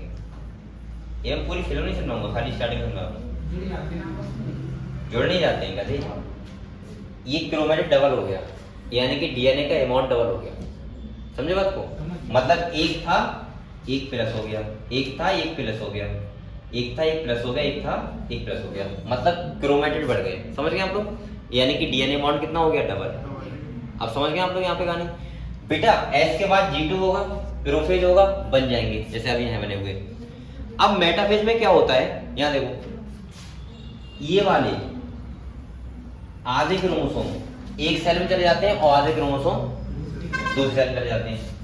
ये हो गया म्योसिस फर्स्ट, क्या हो गया, म्योसिस फर्स्ट हो गया। और आपको पता है जब ये जाते हैं तो ऐसे नहीं जाते हैं, ये क्रॉसिंग ओवर होता है। क्या होता है, क्रॉसिंग ओवर का मतलब होता है एक्सचेंज ऑफ जेनेटिक मटेरियल, यानी कि 2 होमोलोगस क्रोमोसोम आपस में क्या करते हैं, एक्सचेंज ऑफ जेनेटिक मटेरियल करते हैं। और अब आप लोग बताओ बेटा, ये 2 क्रोमोसोम एक सेल के पास है, 2 क्रोमोसोम एक सेल के पास है। आप लोग बताओ क्या सेल हैप्लॉइड नहीं हो गया, आप लोग बताओ। यहाँ कितने, 46, यानी कि 4 हैं, तो यहाँ कितने रह गए, 2 नहीं रह गए, यानी कि 23 रह गए। सेल कैसा हो गया, हैप्लॉइड। अब आप लोग बताओ, सेल तो हैप्लॉइड हो गया, क्रॉसिंग ओवर भी हो गया, वेरिएशन आएंगे। लेकिन जब होगा म्योसिस सेकंड, क्यों होता है म्योसिस सेकंड पता है आपको, सेल तो हैप्लॉइड हो गया, क्योंकि अभी देखो बच्चों ये डबल है, अभी एक सेल में तो है, ये 2 है, सेल तो हैप्लॉइड हो गया, लेकिन अभी डीएनए कंटेंट डबल है, क्योंकि हमें तो इतना बनाना है ना। अब फिर से इसको डिवाइड कर देंगे 2 में, और अब दोबारा एस फेज नहीं होगा, ये ध्यान रखना, क्योंकि एस फेज हम लोग एक ही बार होता है। और ये सेल कैसा हो जाएगा, इस टाइप से, समझ गए। एक क्रोमेटिड एक सेल के पास और दूसरा दूसरे सेल के पास, और इसका एक इधर और एक इधर। अब आप लोग बताओ बेटा, ये सेल कैसा हो गया, हैप्लॉइड, कैसा हो गया। और डीएनए कंटेंट देखो इतना था इसके पास और उतना ही है, खाली क्रोमोसोम नंबर ही ज्यादा हुआ है। ये होता है तुम्हारा म्योसिस, क्या होता है। तो हम लोग, आप लोग बताओ, जो हमारी 4 सेलें बनी, एक से एक ये बनी, एक ये बनी, तो ये चारों सेलों में क्या आया यहाँ से, क्रोमोसोम ही तो आए, और जो क्रोमोसोम आए वही क्या आए होंगे, जीन्स। क्या आए होंगे? अगर सोचो एक क्रोमोसोम भी कम हो जाए, ये तो मैं बहुत बड़ी बात बता रहा हूँ, क्रोमोसोम कम हो जाए, खाली एक जीन्स का एक बेस चेंज हो जाए बस। मैंने क्या बोला? एक जीन्स में कितने एवरेज होते हैं? 3000 बेसेस। और एक जीन्स का एक क्रोमोसोम है, उस पे जीन्स है, उस जीन का खाली एक बेस चेंज हो जाए, एडेनिन या थाइमिन आ जाए, उसको बोलते हैं म्यूटेशन। और जब म्यूटेशन होता है तो वो एक बहुत या तो बहुत बड़ी बीमारी लग सकती है, या फिर वो एवोल्यूशन यानी कि कोई व्यक्ति अच्छा हो सकता है। जैसे आपने देखा होगा कोई बच्चे ऐसे होते हैं जेनेटिक प्रॉब्लम, जैसे सिकल सेल एनीमिया होता है, बहुत सारी प्रॉब्लम्स होती हैं। तो जब कोई पेरेंटल सेल डिवाइड करती है और वहां पे कोई क्रॉसिंग ओवर होते टाइम या सेल डिवाइड होते टाइम अगर कोई नाइट्रोजनस बेस म्यूटेशन कर गया तो या तो एवोल्यूशन होगा, फायदा भी हो सकता है, और या कोई प्रॉब्लम भी हो सकती है। जैसे हम लोग पढ़ेंगे सिकल सेल एनीमिया हो गया, बहुत सारे कलर ब्लाइंडनेस हो गया, बहुत सारे डिसऑर्डर पढ़ेंगे जो जेनेटिक होते हैं, और जेनेटिक कब होते हैं? खाली म्यूटेशन होने से। तो सोचो ये कितनी ज्यादा एक्यूरेसी के साथ होता है। और मेंडल जो पूरी कहानी बता रहे थे फैक्टर, वो क्या बोल रहे थे? एलील यानी कि फैक्टर बोल रहे थे, वो सब क्या बता रहे थे? जीन्स की कहानी बता रहे थे। लेकिन उन्होंने एक हाइपोथेटिकली मान लिया था खाली, लेकिन रियलिटी में ऐसा ही बाद में निकला। समझे बात को? तो जैसे सेल डिवाइड कर रही है, जैसे यहाँ पे क्रोमोसोम आ रहे हैं, वैसे यहाँ पे क्या आ रहे हैं? जीन्स आ रहे हैं, और जैसे जीन्स आ रहे हैं वैसे उसका फिनोटाइप हो रहा है। अब भाई हाथी का है, हाथी के जीन्स हाथी को मिले तो वैसे उसका फिनोटाइप होगा। हमें अपने फादर से मिले तो हमारे जीन्स हमारे पास है, तो भाई हमारा फिनोटाइप होगा। समझ गए? तो ये पूरी कहानी है। तो माइटोसिस और मेयोसिस अगर आपको समझ में, पहली बात तो पढ़ा चुका हूँ, काबिलियत मतलब पढ़ाया था मैंने, और वैसे किसी दिन अगर आपको नहीं आता है तो एक बार पूछ लेना मुझसे, समझा दूंगा, ठीक है? वो अच्छे से। अगले दिन तो यहाँ पे सिंपल सा यही तो है, ये जो दिखाया गया यहाँ पे, देखो जीवन था, इसके पास क्रोमेटिन डबल हो गया, यानी कि ये G2 हो गया। म्यूसिस फर्स्ट में क्या होता है बताओ बेटा? म्यूसिस सेकंड हुआ, यहाँ पे देखो म्यूसिस फर्स्ट होगा तो ये आधे हो जाएंगे, और म्यूसिस सेकंड में क्या हो गया? एक ही क्रोमेटिन रहेगा। और इसका मतलब यहाँ पे क्या हुआ? ये क्या बोल रहा है? यानी कि गैमेट जो बन जाएगा तो उसके बाद सेल कैसा हो जाएगा? हेप्लॉइड। तो यहाँ पे देखो क्या बता रहा है, अरे क्या हुआ?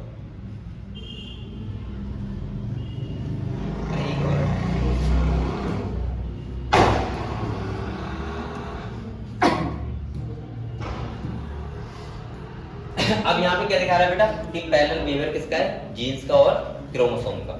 तो देखो कह रहा है अकर्स इन पेयर्स। अगले कह रहा है segregated at the time of gamete formation such that only one of each pair is transferred to a gamete. Chromosome में आपको पता है एक पेयर में से एक सेट जाता है, एक जाता है एक सेल के पास, दूसरा जाता है एक सेल के पास। अगले कह रहा है वहां पे देखो segregate and gamete formation and only one of each pair is transferred to a gamete. वहां पे भी क्या होता है? एक सेल के पास और एक दूसरे सेल के पास।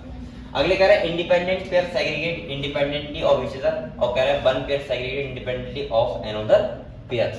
आप लोग यहाँ पे समझ रहे हो ये किसकी बात कर रहा है? एलील की। तो एलील में आप लोग बताओ एक क्रोमोसोम है, उसके पास आपको पता है जीन्स होते हैं, और उसके पास कितने एलील होते हैं? 2। तो आप लोग ये बताओ, एक बात सुनो आप लोग, यहाँ देखो बेटा, ये मान लिया क्या है? क्रोमोसोम। ये कैसा है? होमोलोगस। तो आप लोग बताओ यहाँ पे अगर एक एलील यहाँ होगा तो एक एलील कहाँ होगा? यहाँ होगा। ऐसे एक एलील यहाँ होगा तो एक एलील कहाँ होगा? यहाँ पे होगा।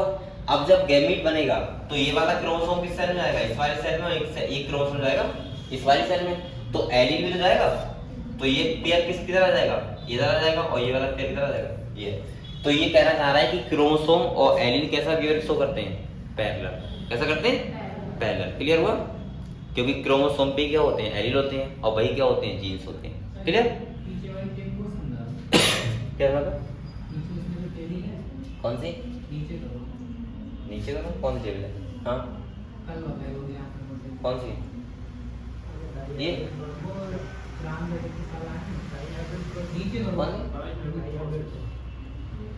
ये अब ये बनी है, ये तो मैंने लिख के दे दिया से। अरे भगवान यार कमाल हो गई इसमें। चलो देखो बता देता हूँ, इतना स्लो आपको पढ़ा रहा हूँ, डेली आओगे तो आपको एक डॉट नहीं सकता। अगर थोड़ी सी आप मेहनत कर रहे होगे तो सही है, डेली आओ। लेकिन अगर आप लोग ऐसे नहीं आओगे तो हम क्या समझ आएगा भाई? और इतना स्लो मैं आपको पढ़ा रहा हूँ अभी कि मेरे ऊपर प्रेशर आ रहा है ऊपर से कि भाई ये चैप्टर इतना टाइम क्यों रहेगा, और मैंने साफ साफ कह दिया कि जेनेटिक्स में पूरा टाइम लूंगा। तो इस अगर आप छुट्टी करोगे तो फिर कहीं बता सकता हूँ। ये तो मैंने पूरा अलग समझाया था। देखो यहाँ पे मैंने क्या बताया था, मैंने कहा था यहाँ दो कैरेक्टर लिए थे, सीट शेप और सीट कलर। आप लोग पता है सीट शेप मैंने क्या लिया था, राउंड और रिंकल्ड और येलो और ग्रीन। जब हमने क्रॉस कराया दो कैरेक्टर का लेकर तो यहाँ पे F1 में हमें क्या मिला, राउंड येलो और हेटेरोजाइगस कंडीशन मिली। और जब हमने इसमें क्या किया है, बस देखो ये गैमीट है ये वाले और ये गैमीट है ये वाले। आपको करना क्या, देखो यहाँ पे मैंने क्या बताया था, ये पॉलिनेटर स्क्वायर बोलते हैं इसको। मैंने कहा था अगर ये वाले में भरना है तो क्या करोगे, बताओ, इधर से ये वाला इधर से ये वाला, समझ गए। इस वाले में करना है तो क्या करोगे, इधर से ये वाला और इधर से ये वाला। तुम कैसे ही बना लो, बस ये खाली तुमने ऐसा कर दिया, कोई दिक्कत नहीं, तुम ऐसे कर लो, सीधे कर लो, इसे उठा के ऐसे कर दो, समझ गए। करना ऐसा ही, खाली आपको ध्यान रखना है ये वाला है, बताओ। अब इसमें ऐसे नहीं लो, होल्डर नहीं लेना है, इधर से ये और इधर से ये, समझ गए। इसने ऐसा बनाया, मैंने ऐसे करके बनाया था, ऐसे करके मतलब सीधा करके, तो ज्यादा अच्छा लग रहा था। यहाँ पे अच्छा वीडियो लग रहा है, डिजाइन अच्छी आई है, लेकिन मेन है कि आपको ध्यान रखना ऐसा मत करना सर ने ऐसा बताया था ऐसे ऐसे मत करना। आप लोग ध्यान सिंपल से ये रखना कि ऐसे ये वाला है, बताओ इसमें कैसे लोगे, इधर से ये वाला और इधर से ये वाला, समझ गए, क्लियर हुआ। ऐसे मत करना लग रहा है कि इधर से ये वाला इधर से ये वाला, इधर गैमिट सुनना है, गैमिट सुनना चाहिए, कोई दिक्कत नहीं, वो सेम ही आएगा, लेकिन तुमने ये देखी होगी तो ऐसा तो थोड़ा सा अजीब लगा होगा तुम्हें ना, इतना तो इतना समझ सकते हो बेटा, ये कैसी कैसी बातें करते हो। चलो ठीक है, समझ गए, ठीक। अब यहाँ पे आप लोग देख सकते हो, ये देखो बेटा, ये मैंने कल आपको एक त्रिभुज बनाया था, देखो ये बन रहा है, ये कौन से थे, राउंड येलो, इसके बाद ये देखो ये बन रहा है ये वाले थे, और इसके बाद कौन से थे, ये वाले, ये भी बन रहा है और नीचे भी बन रहा है, सही। चलो बेटा,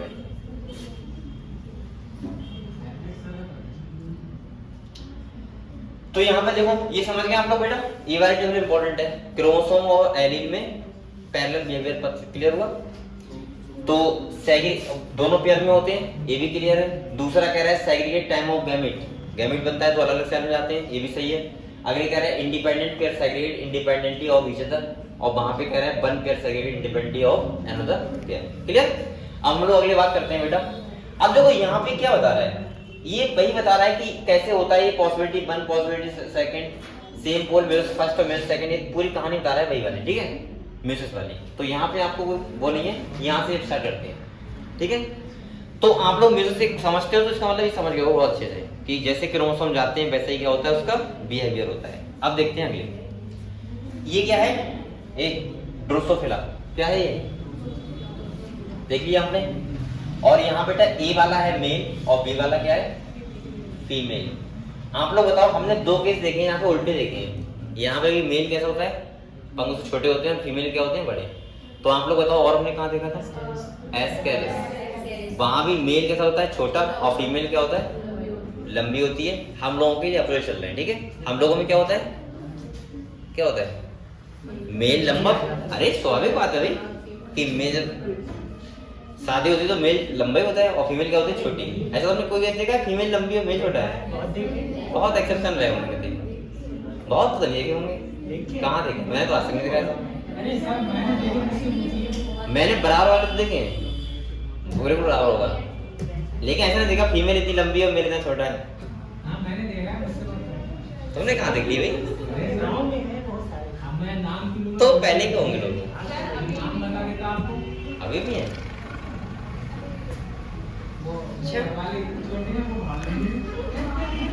तो फिर कॉम्बिनेशन कैसे करवाले कॉम्बिनेशन कुछ नहीं मिलाते हैं क्या, लंबाई लंबाई का थोड़ा बहुत, हाँ वो पहले की होंगे, मैं कह तो रहा हूँ। आपकी जनरेशन में कोई कैसे कर लेगा भाई, लड़की छोटा छोटा पति थोड़ा, बल्कि ऐसा होता है कि लड़का लंबा बहुत ज्यादा है और लड़की बहुत छोटी, चल जाएगा। लेकिन ऐसा नहीं होगा कि लड़की बहुत लंबी है लड़का बहुत छोटा है। हाँ थोड़ा बहुत चलो हो सकता है कि अगर किसी को बहुत पसंद है तो सही है, इतना बहुत चलता है होता नहीं बहुत पसंद। ठीक है ठीक है। मेरे गाँव में तो बहुत ही ज्यादा डिफरेंस है, कम से कम एक तो तुम्हारे गाँव लड़कों की शादी नहीं होती क्या बात है? अरे ऐसे भी हो सकता है लड़कों की शादी ना हो रही हो। किधर है तुम्हारा गाँव? जीएमडी से आगे 3 किलोमीटर। जीएमबी साइड किस साइड में? अरे ये तो जंगल साइड में रहते हो।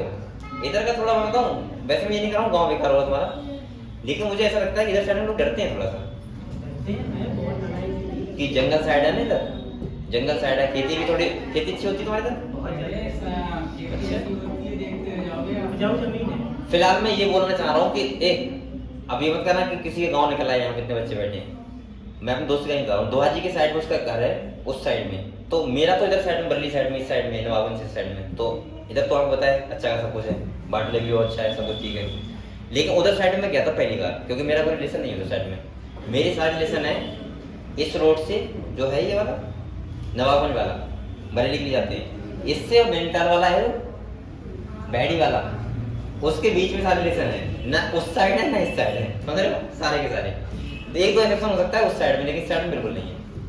तो मैं पहली बार गया था उसके गांव में, और मैं गांव का नाम नहीं लूंगा क्योंकि कोई एक काफी में ही बैठा हूँ, ठीक है।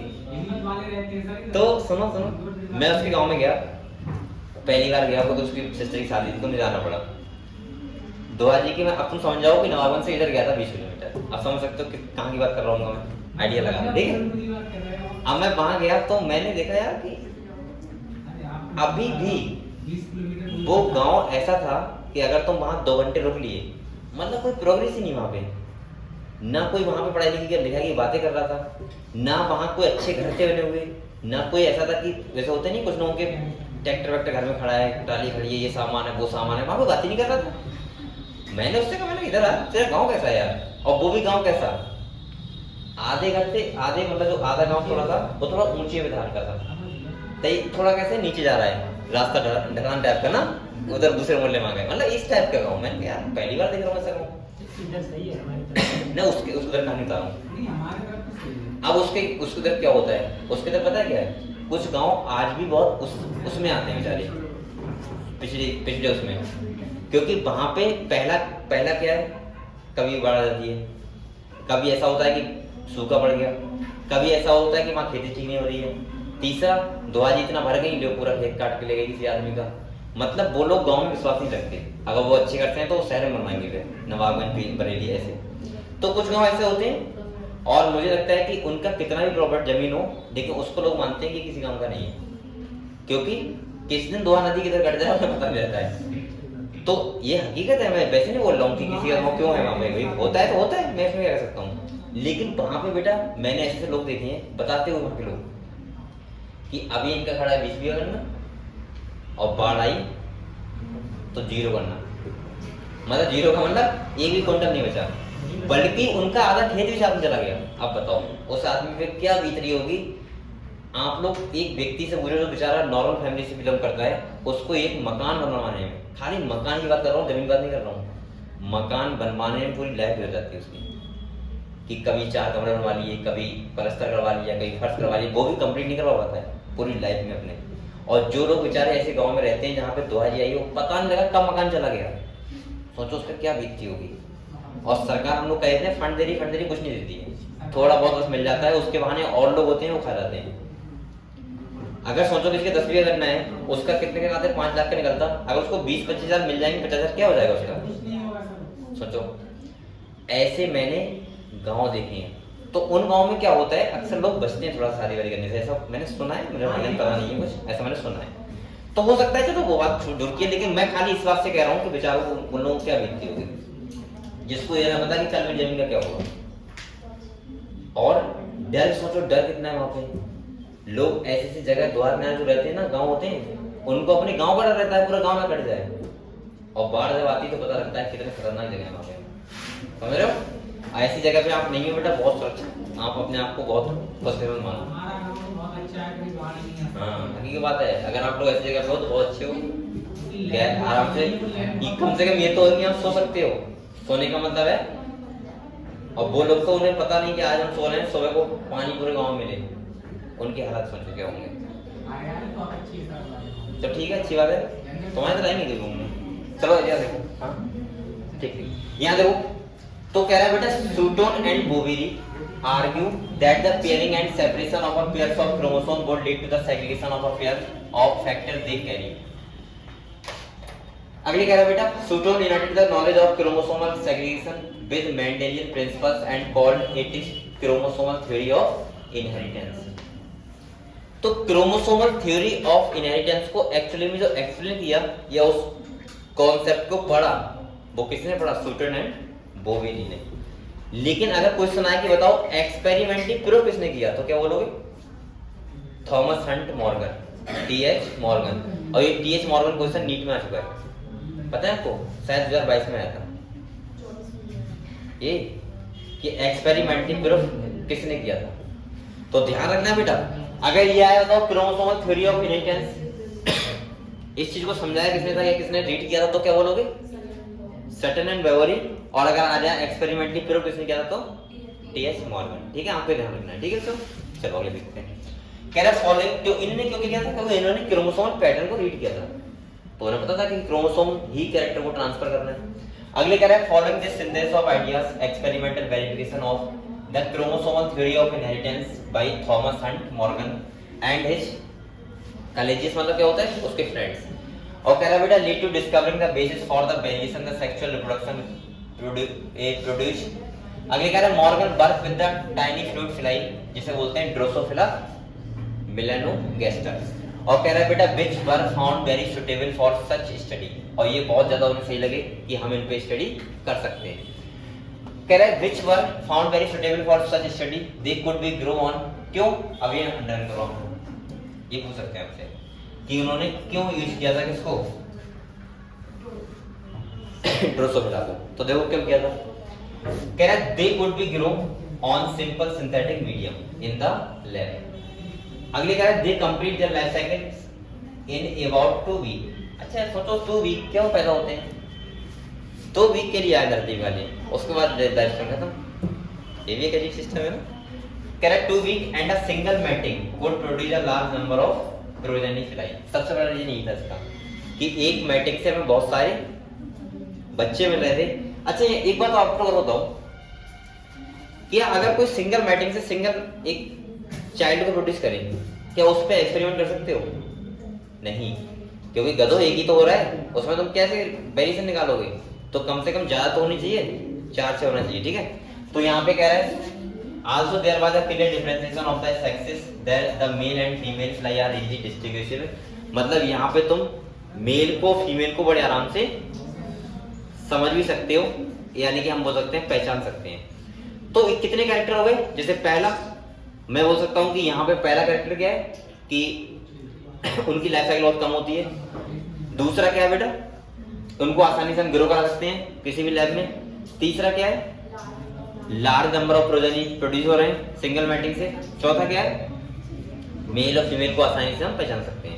और अगले कह रहे हैं also it has many type of hereditary variation that can be seen with low power microscope. और इसका ये भी रीजन है कि हम इसमें जो बच्चे होंगे उनमें बहुत सारे कंट्रास्टिंग कैरेक्टर होते हैं जिनसे हम बहुत ही कम माइक्रोस्कोप की जो वो माइक्रोस्कोप बहुत कम लो लेवल का होगा, उससे भी हम लोग आराम से देख सकते हैं। समझ गए हम लोग? तो मैं सिंपल भाषा में ये बोल सकता हूँ कि हम यहाँ पे कंट्रास्टिंग कैरेक्टर भी अच्छे खासे देखने को मिले होंगे और यही रीजन रहा होगा कि इसको चूज किया। ठीक है, अब बेटा अगला टॉपिक है हमारा लिंकेज एंड रिकॉम्बिनेशन।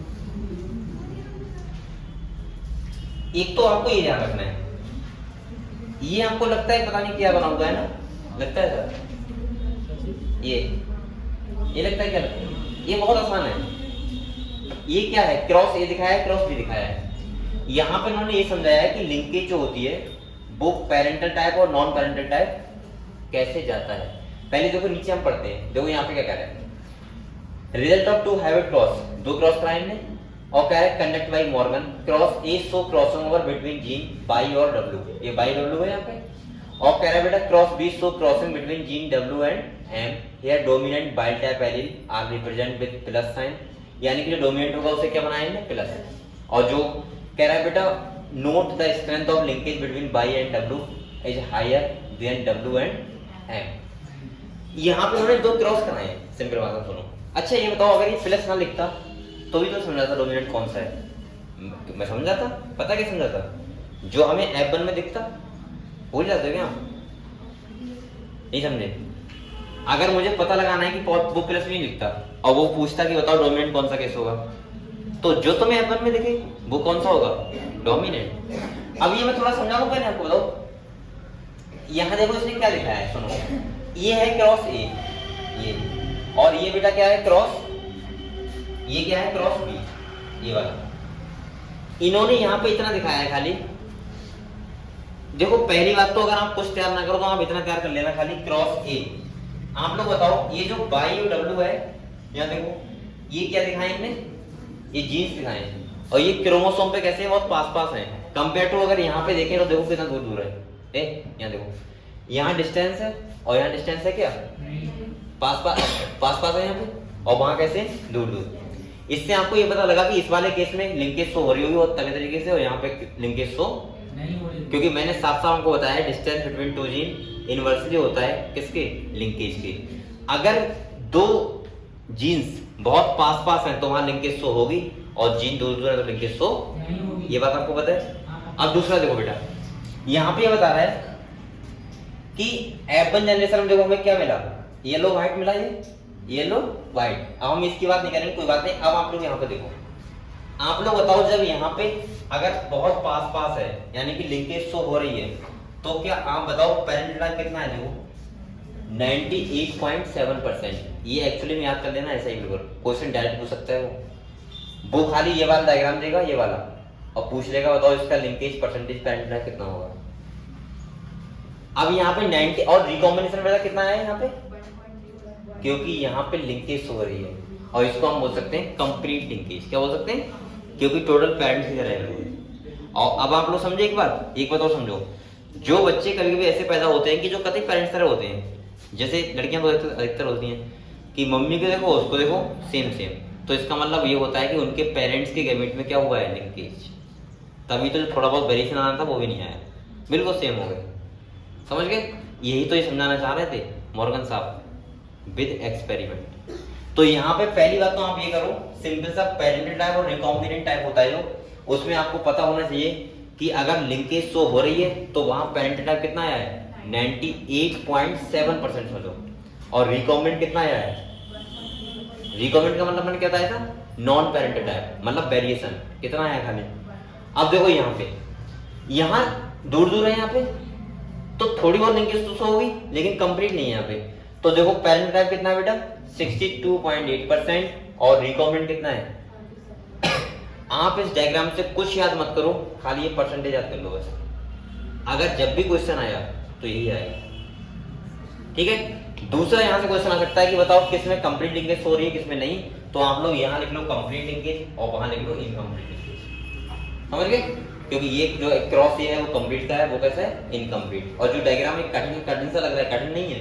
ये देखो F1 जनरेशन है, इसके बाद ये गैमीट बनाए और फिर क्या आया F2 जनरेशन। तो खाली ये भाई क्रॉस तो है, क्रॉस में हम क्या करते हैं बताओ, पेरेंटल टाइप, गैमीट बनाए F1 जनरेशन, फिर सेल्फिंग कराई तो गैमीट बनाए F2 जनरेशन। तो ये F2 जनरेशन दिखाई यहाँ पे। तो आप लोग यहाँ कुछ भी मत करना, एक बार आप लोग खाली यहाँ पे लिख लो कंप्लीट, वहां लिख लो इनकम्प्लीट। यहाँ देखो दो जीन्स की भी डिस्टेंस कम है और वहां क्या है ज्यादा। अगर यहाँ कम है तो कंप्लीट लिंकेज है, और कंप्लीट पेरेंटल टाइप कितना है, नॉन पेरेंटल टाइप कितना है। और यहाँ आप लोग ध्यान रखना, अगर लिंक जीन दूर दूर है तो यहाँ पे पेरेंटल टाइप कितना है और नॉन पेरेंटल टाइप कितना है। समझ गए आप लोग? तो यहाँ पे आपको ये ध्यान रखना है कि कौन कौन सा कितना टाइप है, परसेंटेज आपको ध्यान रखनी है। समझ गए? तो देख लो एक बार ये, और यहाँ से क्वेश्चन आया तो ये परसेंटेज याद रखना आप लोग बस, ठीक है। अब पढ़ ले कॉन्सेप्ट लिंकेज वाला, लिख लो, और ये परसेंटेज आपको याद रखना।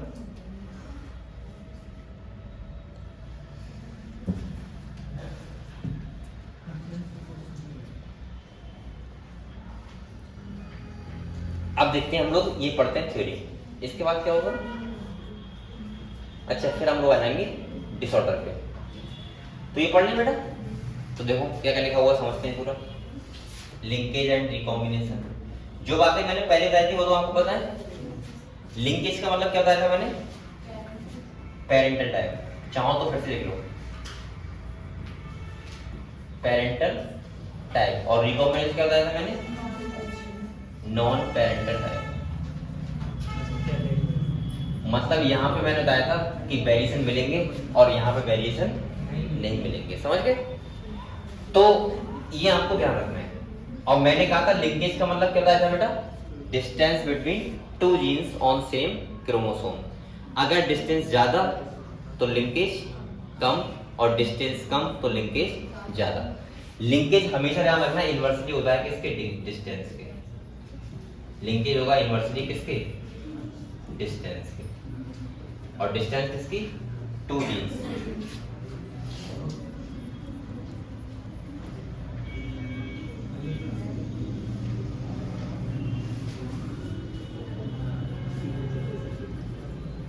चलो ये क्लियर है आप लोगों को। और अगर लिंकेज ज्यादा तो रिकॉम्बिनेशन कम, और लिंकेज कम तो रिकॉम्बिनेशन ज्यादा। अगर ये बातें आपको पता है, कितना भी वो स्टेटमेंट क्वेश्चन दे आप गलती नहीं करोगे। अब वो बहुत फांसता है, ध्यान रखना कि वो बोल देगा तो क्वेश्चन में कि बताओ लिंकेज हो रही है, अब वो स्टेटमेंट बना देगा 1 2 3 4। किसी में बोल देगा कि पेरेंट का ज्यादा हो रहा है, किसी में कम हो रहा है, किसी में रिकॉम्बिनेंट ज्यादा हो रहा है, तुम फंस जाते हो यार क्या बात कर रहा है, अपने समझ नहीं आ रहा है। सिंपल सा आप लोग ये बात ध्यान रखना बस, लिंकेज ज्यादा होगी तो पेरेंट टाइप ज्यादा होगा, और जिसमें अगर पेरेंटल टाइप ज्यादा होगा तो बताओ उसमें वेरिएशन आएंगे क्या, नहीं, उसमें पेरेंट की तरह होगा ना, वो वेरिएशन कहां से आएंगे, तो रिकॉम्बिनेशन क्या हो जाएगा, बहुत कम। ये कॉन्सेप्ट खाली माइंड लगाना है यहाँ पे, तब आप लोग क्वेश्चन करना, ठीक है बच्चों। तो हम लोग पढ़ लेते हैं, चलो अगले पढ़े लिंकेज एंड रिकॉम्बिनेशन, समझते हैं इसको, ठीक है।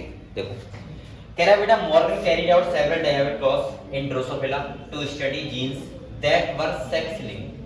आप लोग सेक्स लिंक समझते हो, जो एक्स और वाई पे, यानी कि जैसे हम ह्यूमन की बात करें तो किस पे होते हैं, एक्स और वाई पे, या फीमेल में होते हैं एक्स और एक्स पे, उन्हें बोलते हैं सेक्स लिंक जीन। कह रहा है crosses were similar to the derivative cross carried out by Mendel in pea. अब ये कह रहा है कि हम वो वैसे ही क्रॉस कर रहे थे जैसे मेंडल ने अपना दिमाग लगाया था, ये था क्रॉस किसमें, पी प्लांट पे, और वैसा ये कर रहे थे किस पे, ड्रोसोफिला पे। अगले कह रहा है फॉर एग्जांपल मॉर्गन हाइब्रिडाइज, देखो क्या कर रहा है, येलो बॉडी, क्या बोल रहा है बेटा, और कह रहा है व्हाइट आई, क्या ले रहा है, फीमेल, और टू ब्राउन बॉडी रेड आई, क्या ले रहा है, मेल। मतलब उसने येलो और व्हाइट ले लिया है आई का कलर, और बॉडी का कैसा लिया है,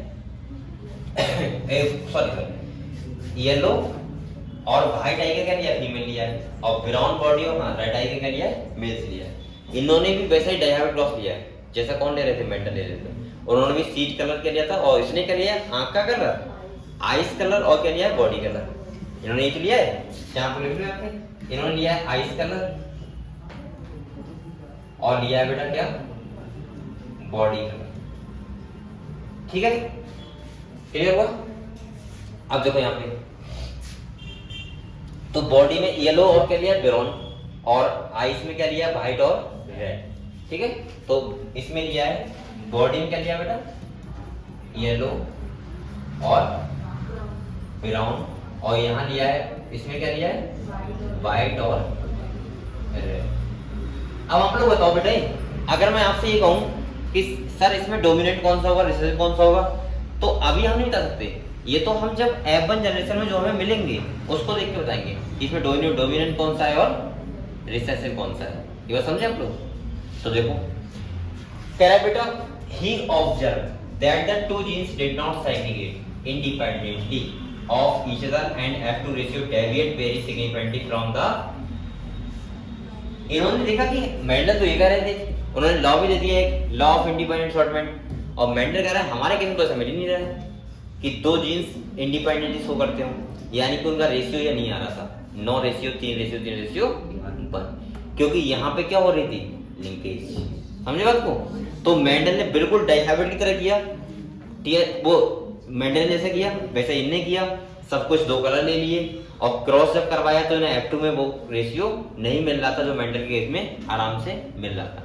अब देखो ये कह रहा है बेटा, Morgan and his group knew that the genes were located on the X chromosome and subsequently when the two genes in a dihybrid cross were situated on the same chromosome। देखो ये तो कह रहा है the proportion of parental genes combination were much higher than the non parental type। ये कहना चाह रहा है अगर सेम क्रोमोसोम पे 2 जीन्स हैं तो ध्यान रखना जो क्रॉस होगा उसमें जो बच्चों का रेशियो आएगा या जो कैरेक्टर आएगा वो पेरेंटल टाइप का होगा, ज्यादा होगा, और नॉन पेरेंटल कम होगा। इसका मतलब क्यों? क्योंकि वहां पे क्या शो होगी? लिंकेज। समझ गए? अगले देखो, कह रहा है बेटा Morgan attributes this due to the physical association, और बेटा क्या बोला इन्हें? Linkage of the 2 genes and coin the term linkage. तभी से एक नाम आया और उस टर्म को उन्होंने क्या बोला? लिंकेज। तो उन्होंने क्या बताया कि एक क्रोमोसोम है, अगर उस पर 2 जीन साथ साथ हैं तो हमेशा जो लॉ ऑफ इंडिपेंडेंट असॉर्टमेंट जो लॉ दिया है वो फॉलो नहीं हो रहा है, और नहीं हो रहा है तो इसका मतलब ये है कि यहाँ पे उन्हें रेशियो नहीं मिल रहा है, और नहीं मिल रहा है क्यों? क्योंकि वो वहां पे क्या हो रही है? लिंकेज हो रही है। समझ गए? अगले देखो, कह रहा है to describe the physical association of genes on a chromosome and the term recombination to describe the generation of non parental gene combination. तो नॉन पेरेंटल को ने क्या बोल दिया? रिकॉम्बिनेशन, और पेरेंटल क्या बोल दिया? लिंकेज। अगर पेरेंट टाइप बहुत ज्यादा है तो लिंकेज बहुत ज्यादा, और अगर पेरेंट टाइप कम है तो उसका मतलब क्या बोलेंगे? उसको लिंकेज कम और रिकॉम्बिनेशन। समझ गए? तो अब क्लियर हो गया? मुझे लग रहा है कि अब हमेशा ध्यान रखना, अगर कोई पेरेंट्स हैं उनके गैमेट पे लिंकेज शो हो गई तो जो बच्चा होगा वो कैसा दिखेगा? पेरेंटल टाइप, मतलब पेरेंट्स का दिखेगा। वहां पे ये मत कहना कि एक पेरेंट से बना है, ठीक है? मैंने दोनों ही पेरेंट्स से हैं, लेकिन पेरेंट्स के गैमेट में खाली क्या शो हो रही है? लिंकेज, जो मेंडल ने नहीं बताया था। मेंडल ने तो ये लॉ भी दे दिया, लॉ ऑफ इंडिपेंडेंट असॉर्टमेंट, कि कोई भी 2 कैरेक्टर हमेशा ही क्या शो करते हैं? इंडिपेंडेंसी। समझ गए? तो मेंडल ने, अब सोचो अगर ये क्रोमोसोम पैटर्न को ना समझते तो क्या बताओ ये कर पाते? दे पाते क्या? नहीं। समझ? ये क्लियर हुआ? ठीक है। अगले कह रहे हैं to describe the generation of non parental gene combination, कह रहा है Morgan and his group also found that even when genes were group on the same chromosome some genes were very tightly linked। अगर कोई भी tightly link है तो इसका मतलब वहां पे क्या होगी? Complete linkage. कंप्लीट लिंकेज का मतलब बहुत ज्यादा लिंकेज होगी। और कह रहा है सो वेरी लो रिकॉम्बिनेशन, लिखा है अगर कोई जीन्स टाइटली लिंक है, बहुत पास पास है, तो वहां रिकॉम्बिनेशन क्या होगा? बहुत कम। और कह रहा है बेटा while other very loosely link, तो क्या होगा? हायर रिकॉम्बिनेशन, जैसे कि दिखाया गया है क्रॉस बी में। तो यहाँ इसने क्या बोला? यहाँ की एक लाइन इंपॉर्टेंट है, ध्यान समझ लो, क्योंकि बच्चों को जो पता लगता है पता नहीं क्या चल रहा है, और ये बहुत सिंपल टॉपिक है अगर देखा जाए तो, हर समझ में आ जाए यहाँ पे। तो यहाँ पे तो क्या कह रहा है? अगर 2 जीन्स बहुत टाइटली लिंक है तो कह रहा है सो क्या करेगा? बहुत कम रिकॉम्बिनेशन, जो हमने देखा था क्रॉस ए में। और कह रहा है अगर लूजली लिंक है तो क्या करेगा? हाई रिकॉम्बिनेशन, और एक जो हमने देखा था क्रॉस बी में। तो बी में हमने देखा जीन दूर दूर तो रिकॉम्बिनेशन ज्यादा, और जीन पास पास तो रिकॉम्बिनेशन कम। अगले कह रहा है बेटा, अब कह रहा है for example he found that the gene white and yellow were tightly linked, और कह रहा है सो दैट ओनली 1.3% मतलब 3% of recombination while white and manager being so 37.2%। तो हमने देखा कि रिकॉम्बिनेशन जो क्रॉस बी में मिला वो कितना मिला? 37.2%, और क्रॉस ए में कितना मिला? 1.3%। क्यों? क्योंकि यहाँ पे कंप्लीट लिंकेज हो रही है क्रॉस ए में, और वहां पे नहीं हो रही है। क्लियर हुआ? ये बस दिखाया गया वहां पे। अगले देखो बेटा, कह रहा है he study Alfred Sturtevant use the frequency of recombination between genes pair on the same chromosome as a measure of the distance between genes and map their position on the chromosome. और कह रहा है today genetic map are extensively used as a starting point in the sequencing of whole genome as was done in the case of human genome sequencing project described her। तो यहाँ पे हम देख भी लेते हैं कि जीन्स का डिस्टेंस कितना है। ये मैं टॉपिक आपको समझाऊंगा, ठीक है? वहाँ पे ये से बहुत सारे क्वेश्चन आते हैं कि अगर इतना किस में नापते हैं, किस में नहीं नापते हैं। ये अगले है क्या टॉपिक में? यही डिस्टेंस, जीन की डिस्टेंस नापने वाला नहीं होगा मुझे लग रहा है। चलो मैं इसको समझाऊंगा थोड़ा सा कर। तो बेटा यहाँ तक तुम्हारा ये हो गया क्लियर? ये क्लियर हो गया? तो आप लोग ये बताओ लिंकेज और रिकॉम्बिनेशन का टॉपिक समझ गए? पूरा क्लियर हुआ? तो अब हमारा जो नया टॉपिक आता है बेटा, मैंने कहा था वहां परसेंटेज याद रखने वाली, ठीक है? क्रॉस ए और क्रॉस बी का कितना आया था, पेरेंटल टाइप कितना था और नॉन पेरेंटल टाइप कितना था।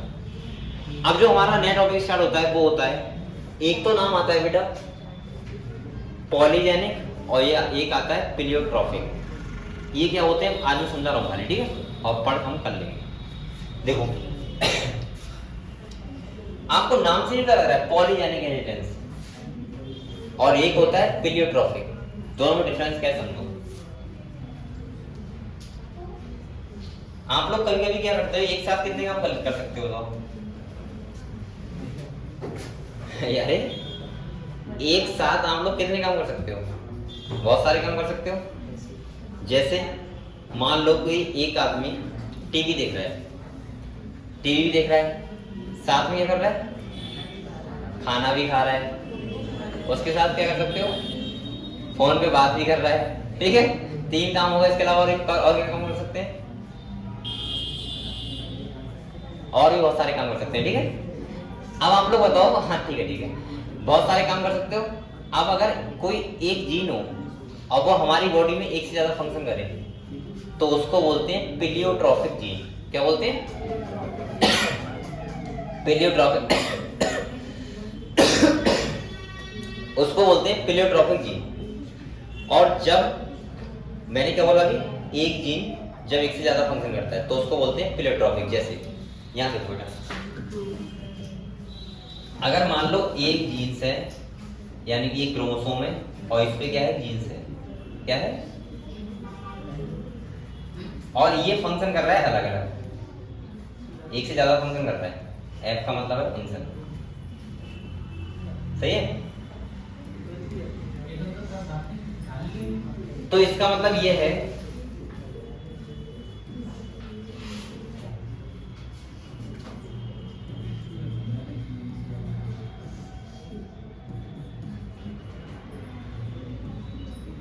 फंक्शन, ठीक है। तो इस जीन को बताओ क्या बोलेंगे, प्लेयोट्रॉफिक जीन। क्या बोलेंगे बेटा, जीन, यानी कि इसका मतलब ये कर रहा है मोर देन वन फंक्शन,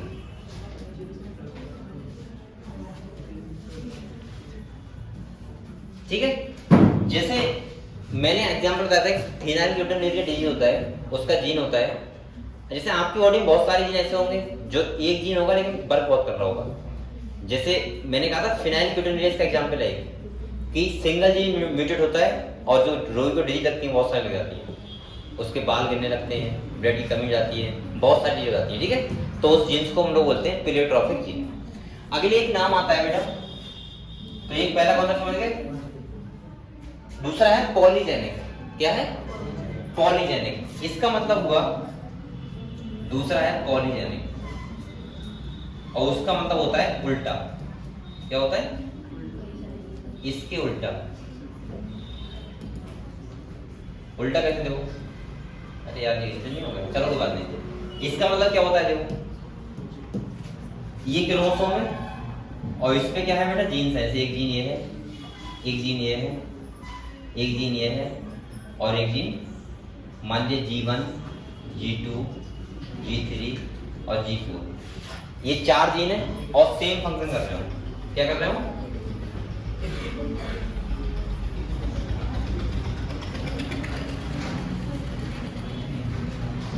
तो हम लोग ऐसी ट्रेट को बोलते हैं पॉलीजेनिक इनहेरिटेंस। जैसे मैंने आपको बताया था हाइट का, मैंने कहा था ह्यूमन का जो हाइट होता है वो किसका एग्जाम्पल है, पॉलीजेनिक। एक से ज्यादा जीन हाइट का फंक्शन संभालते हैं, इसीलिए मैंने कहा था कि ना तो बहुत ज्यादा लोग टॉल वाले होंगे। आपने पता है एक मैंने देखा था गूगल पे, अगर इंडिया का हम देखें खाली 1% लोग ऐसे होते हैं जो 6 फीट हाइट के होते हैं, 1% सोचो। और सबसे ज्यादा ड्वार्फ देखोगे तो वो भी 1-2% मिलेंगे, लेकिन एवरेज वाले क्या होते हैं, ज्यादा। क्योंकि ये कैसी ट्रेट है, पॉलीजेनिक। मान लिया एक एलील ऐसा हो सकता है कि वो तुम्हारे जैसे किसी व्यक्ति में 2 क्या है जैसे केस में, और उसके 2 कैसे हो गए डोमिनेंट, तो वो एवरेज ही होगा दोनों केसेस के। और अगर एक ही जीन होता सोचो तो या तो टॉल होते या फिर ड्वार्फ होते, क्योंकि या तो वो जीन डोमिनेंस हो करता या फिर कैसा रहता, रिसेसिव केस में। तो जब सेम फंक्शन करते हैं एक से ज्यादा जीन तो इसको बोलते हैं पॉलीजेनिक इनहेरिटेंस। समझ गए। आप लोग चाहो तो ऐसे लिख लो जैसे मैंने लिखा है, पढ़ने की जरूरत ही नहीं, ठीक।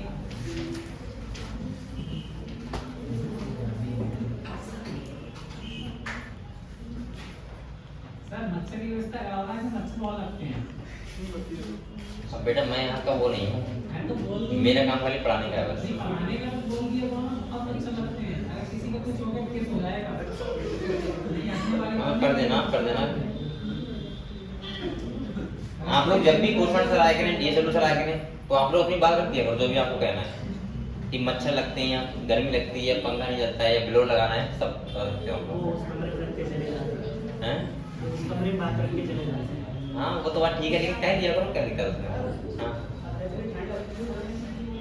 हैं? हाँ बोल सकते हो, क्यों नहीं बोल सकते? आप कुछ भी बोलो, आपको जरूर सुनी जाएगी, लेकिन मैं खाली मेरा काम पढ़ाने का है बस, मेरा काम दूसरा नहीं है, और मैं कुछ नहीं दे सकता।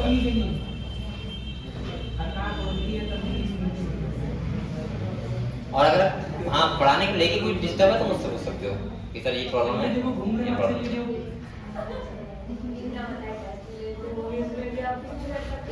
किसमें?